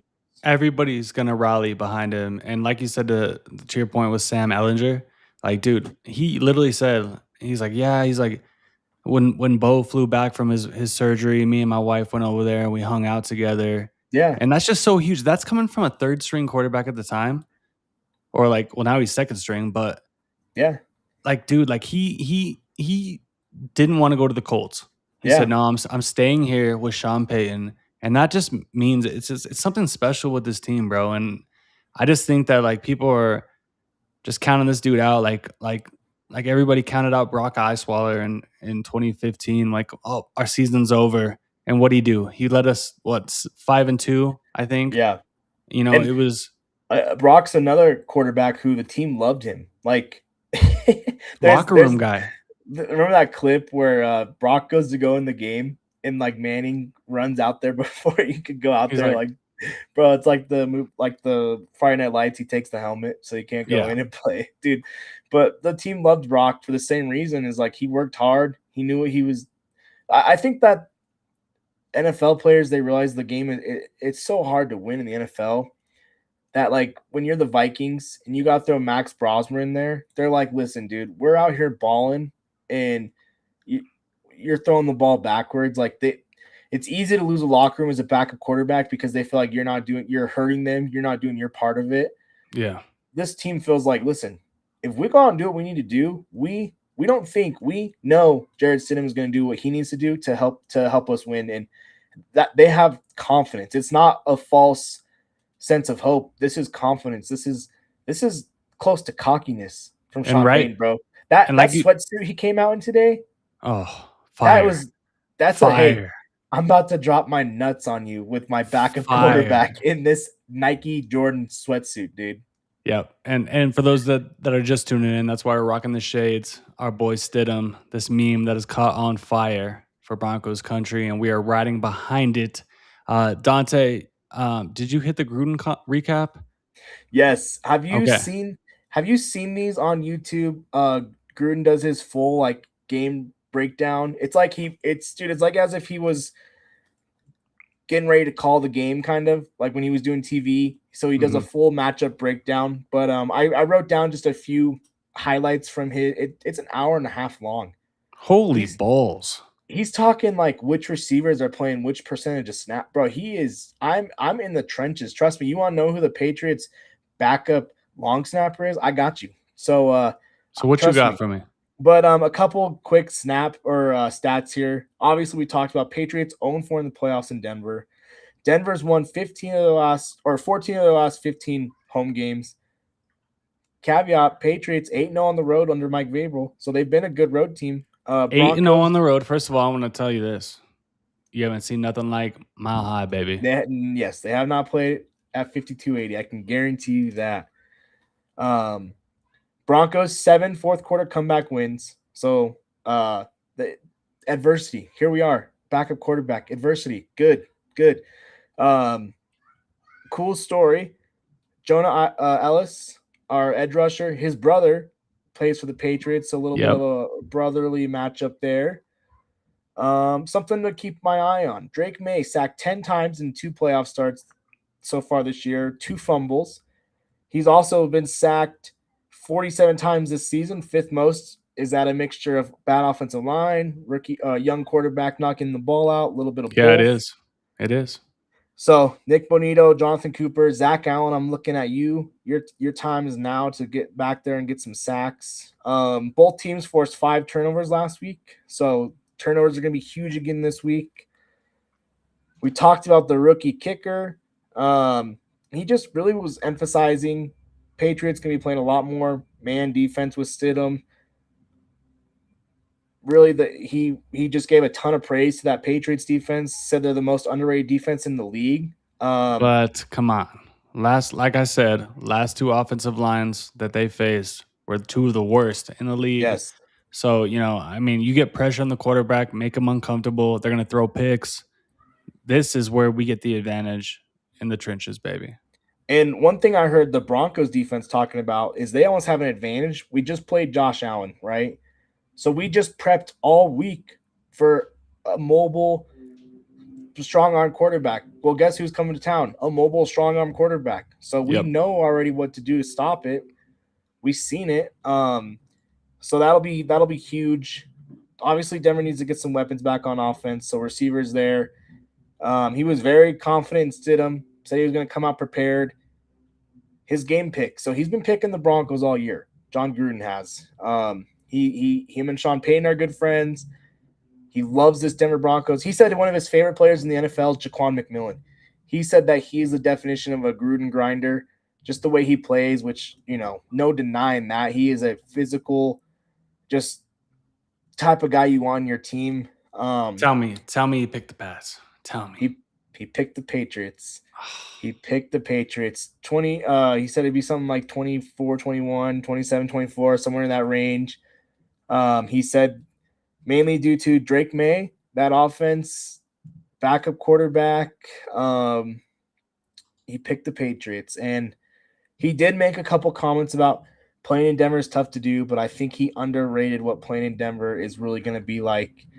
I honestly had to give props to Josh Allen because he was not as flustered by the crowd noise as I maybe thought. He was doing this a lot, but dude, Drake May is going to be flustered. I can guarantee you that. You're talking about Josh Allen, who's been exactly. in the league since 2018, right? Yeah. And this atmosphere, man, I'm telling you, it's different. It's different. The altitude. The cold weather, it's going to be below freezing. Like, dude, like, it's different. So, like, that's what I'm telling you, Dante. If May comes in here and does what Brady couldn't do, then we have no choice but to tip our cap to that young man and say, hey, it is what it is, bro. But I think there's more to the story. Like you said, they're 8-0 on the road, but they haven't come to Mile High, baby, and it's not the playoffs. And like what we saw last week, like, dude, if Mile High ain't going as crazy as they were last week, Josh Allen's not missing those throws to win the game. So, and Garrett Bowles said this week that's the loudest he's ever heard Mile High Stadium. And Bowles has been here a while, and I know you were there so that's why I'm so excited that you're going to the game this week, because I can't wait to see what your thoughts are on the crowd noise and how it compares to 2015. Because honestly, it feels different this year. I think it's just because we've been starved. We're hungry, bro. We're hungry. Like I said, 10 years. And like the Pats, since they lost Brady, they haven't been there. And now they got Drake May, who they went, 4-13 last year? And now they're 14-3 this year. So it's like, bro, from worst to first. You guys aren't as starved as Broncos country. This town feeds off orange and blue, bro. And I think that's going to be the key in this game, man. But before we get to our picks, man, give me a key player on offense and defense. Yeah, I've thought a lot about this because I honestly don't know what to expect in this game because I don't know how Sean Payton's going to play it out. Give me Courtland Sutton as a key player for me on offense. He's your veteran receiver. He's your number one receiver. He's got to help his quarterback out.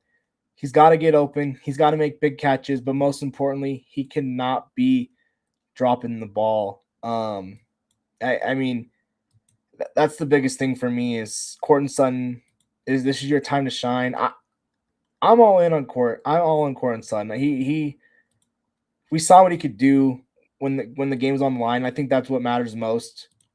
He seems real quick. He seems to have those games where it's like has a completely bad game, and he never says anything. But the next game, he's due for 100 yards. Exactly. So I'm 100% on with you on that one. Defensive player. This one's tough because is it Sertan shutting down Diggs? Is it Singleton, Greenlaw? Greenlaw was my pick last week, and he honestly had a little bit of a quiet game. But give me Bonito. I need Bonito to get 3 sacks and a strip fumble. I need it. So he's going to be the key for me because he can do it. This is his time. Yeah. That rookie tackle is going to be in for a real welcome to the NFL, I think, versus Nick Bonito. Yeah, I 100% agree. This game's going to come down to the edge. I will counter. I will go Marvin Mims because we saw what he can be when you utilize that man. Please, Sean Payton, even get him going in the running game because our running game needs to run the ball, keep these drives going, get those first downs. And I'm gonna go the other side with Jonathan Cooper, man. So I'm right there with you. I think it's our edge that can win this game. I have full faith in John Franklin Myers and Zach Allen. I think they're going to hold their own. But we're going to go as far as this defense is going to take us at this point, man. We don't have Bo anymore. We don't have Bo anymore that can make plays. We don't have the fourth quarter magic that we've seen. So we need consistency. We need efficiency. And we need playmaking ability from all of our players to step up. So, yeah, I'm with you on that, baby. Let's go. Love it. Same page. Yeah, same page. Offensive game plan versus the defensive game plan. What you got? What do you think Sean's going to attack with? I think Sean's going to attack with a lot of play action, a lot of trickery, a lot of like what he typically does of just constant substitution, changing formations. We're going to have Bulls in there eligible. We're going to be 4 wide next play. We're going to have 3 tight ends. He's going to be changing up every single play and just, I think, just keeping them on their toes, guessing you never know what's coming next. And I think he's not going to shy away from like, oh, if I had Bo, I might call this play, but I'm not calling with Stidham. No. I think the playbook's fully open for Stidham. I think he's going to put a lot on Stidham's shoulders and say, hey, can you handle it, Stidham? And then defensive-wise, Vance Joseph, I think he's going to bring the blitz. I think he's going to make Drake May beat us. Hey, Drake May, listen, if you're going to throw and beat me, then that's what it's going to have to do. I think you cannot let these running backs take over the game. You got to, hey, guess what?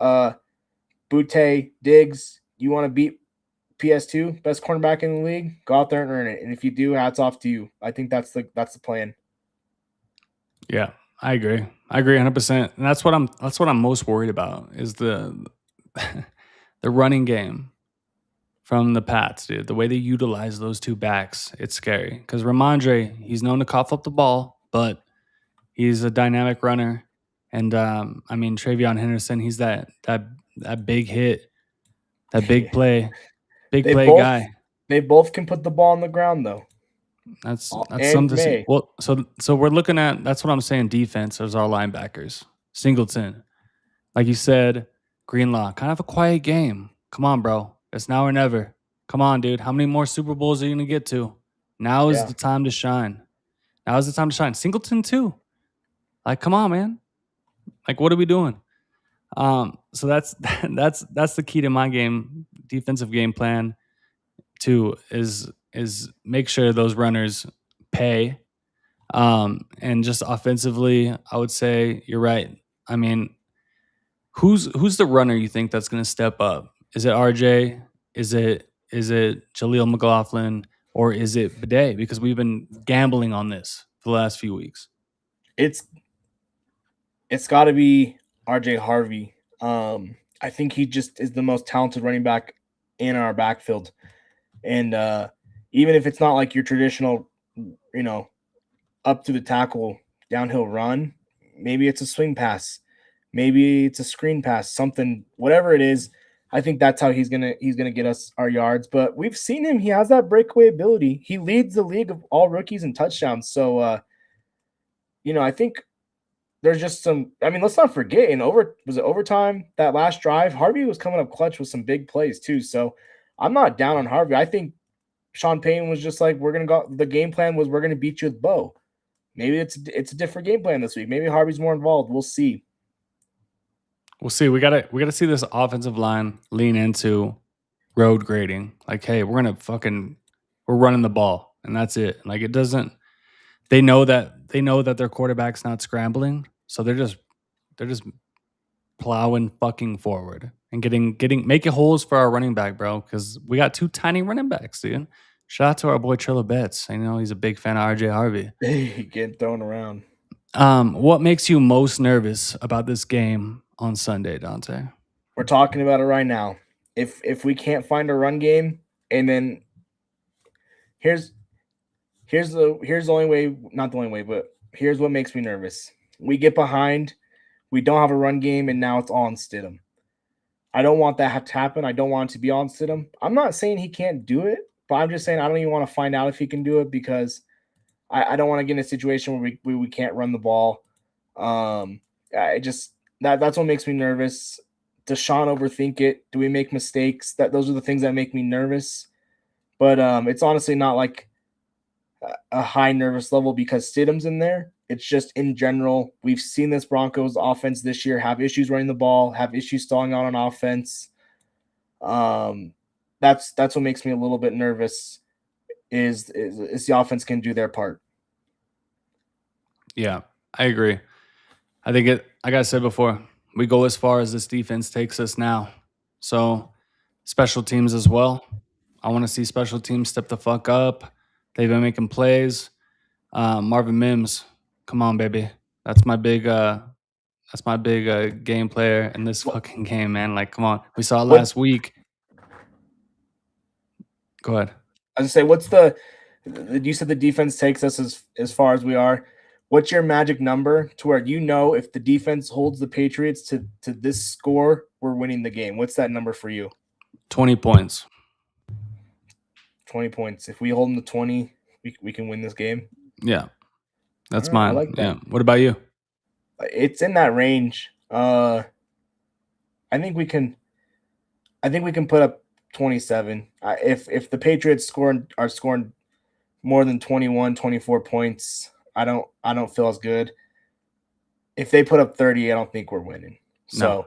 I would say 28, 27, 28, 30 points. If the Patriots put that much up, no, I don't like it. I don't like it at all. But I would say, like, dude, I think everybody will rally. I think everybody will rally, man. They know what's at stake, man. One more game to get to the game that everybody tries to go to in their career, man. There's a lot of people on this team that are older. That this might be it. Bowles, Sutton, Singleton, Greenlaw. Greenlaw's already been there, but he tore his we honestly have a Achilles. really good mixture of experienced veterans and up and young guys. I think we have that's why our locker room, the chemistry's is there so much because it's just a perfect mixture of veteran guys and then rookie young guys bringing life to the team at the same time. I love the combination. Yeah, I agree. So let's just go ahead and get to it. Final score prediction, Dante. New England Patriots, Denver Broncos, AFC Championship. What do you got? I got a dogfight. I got a football weather game. It comes down to this game's in the Mile High. We're hungry. Sean Payton's hungry. The Patriots, guess what? Great season. They're going to be good for years to come. This probably isn't the last time we're going to be playing the Patriots in the playoffs in the next 3, 4, 5 years. But this is Vrabel's first year there. This is Drake May's second year that they have not arrived yet. This is the schedule. This is a team that was last place in the AFC last year, or in their division. So I think the Broncos are the team this is year 3 under Sean Payton. We've been building to this. This is not the Broncos team of last year. We're a better team. We've got coaches that are going to leave to get head coaching. Assistant coaches are going to get head coaching jobs. We don't know what this team's going to look like next year. This is our time to make a run at a Super Bowl. Give me the Broncos at home, Stiddy City, 27. 17. Wow. An absolute blowout in the playoffs by 10 points. I consider that a blowout. 10 Yeah. points. Yeah. Wow. That would be fantastic. That would be absolutely fantastic. Bro, here's the thing with that, real quick. Sorry, but we saw the Broncos get up 14 on the Bills, and the Bills were able to come back. If we get up like that on the Patriots, I don't think they can storm back like the Bills did. You know, Yeah, but hey, like I said, we're talking about we lost our back, or we're dealing with our backup quarterback here. So we got to tempt expectations a little little tiny bit.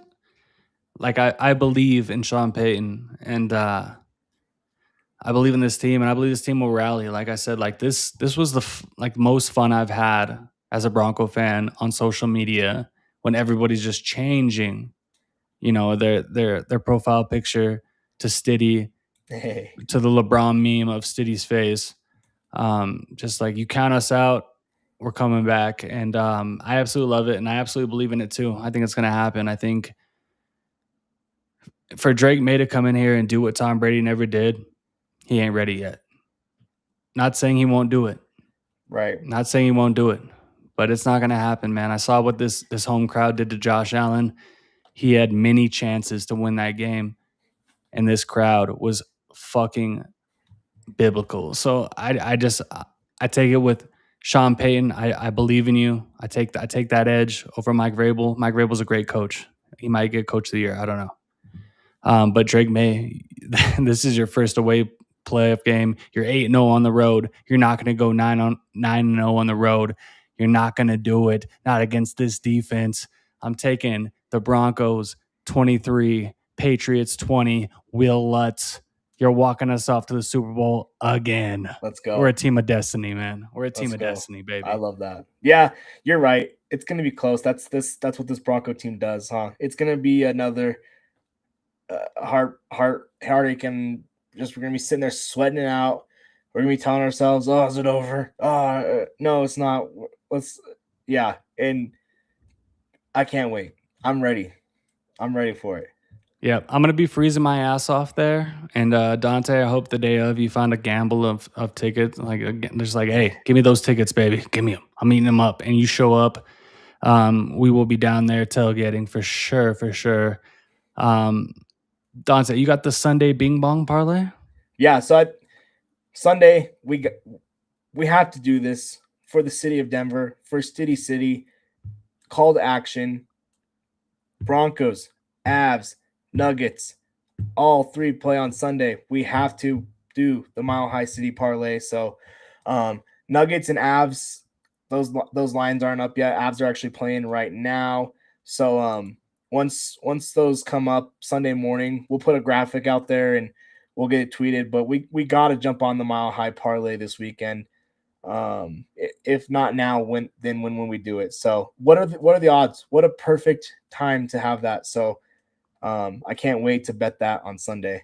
And speaking of the Avs, they did lose tonight 7-3 to the Flyers. So they've been on a little bit of a skid. I think they've lost 6 of their last 8. So not what catch them on a bounce back for the Sunday Bing Bong. Yes. Yeah, agreed. Are we gonna get into UFC, or should we just call this a day? You got any here? Let's see. Do you got any? I'll pull the card up. Listen, Trillo's not here. Him and G Money are the UFC experts. I'm not gonna sit here and talk out my ass like I'm some expert. Let me tell you my parlay, and this is strictly fandom. So this is the parlay I'll be betting. Give me Patty the Batty. Give me Sugar Sean. Derek Lewis just for the post-fight interview. Bros, another Denver. Shout out Denver. Yeah. That's the parlay I'm going with this weekend. Purely fandom. I'm not going to sit here and pretend What I about know. What about the featherweight, you ass? Featherweight's not making the ticket. Give me my boy Allen though, to win that fight, but not making it on the bet slip. All right, I'm going Gaethje. That's my guy. Trains in Arvada. Shout out Gaethje. True. He's got one more left in him. fuck O'Malley, dude. This guy. Give me O'Malley. Give me Derek Lewis. Give me Rose, and give me Allen. So All right. So we're different on the main one. Also, a big shout out to Gerald G. Money. Gave us a really detailed UFC report. Didn't make it to the desk in time, so we're going here blind. But hey, I'm gonna be watching though. This is the first one on Paramount Plus, so we'll see how that coverage looks. Stacked card, honestly, top to bottom, and it's gonna get us through tomorrow because we know we're gonna be waiting, and just the time's gonna be clicking so slow before this Bronco game. So at least we got something to tune into tomorrow to keep us busy and help time go by. yeah, I agreed with you, man. Well, here we go, Dante. Here we go. Could be the last game. Could not be the last game. Coincidentally, I'm heading out to Cancun on Monday morning. Cancun on 3 for Ev. So I hope I see some Patriots out there. But either way, I'll be there screaming. I'll be in Mile High screaming my ass off for our Broncos. Dante, any closing statements, brother? No, TBD. Check the timeline to see if I'm going to be boots on ground for the game. I think we just sat here for 2 hours and you talked me into it for 2 hours, you and Sam and Ryan. So, you know, we'll see what happens. I'm not scared. So, but overall, just it's been awesome. Dak tweeted it out, just like how fun this season's been, connecting with all the Bronco fans. I'm sitting here. We got one of our most live viewed episodes of the season. Broncos country's ready. Stiddy City. Let's get it. I cannot wait. Go Broncos. Let's go, baby. Go Broncos, man. All right, boys. We'll see you guys later.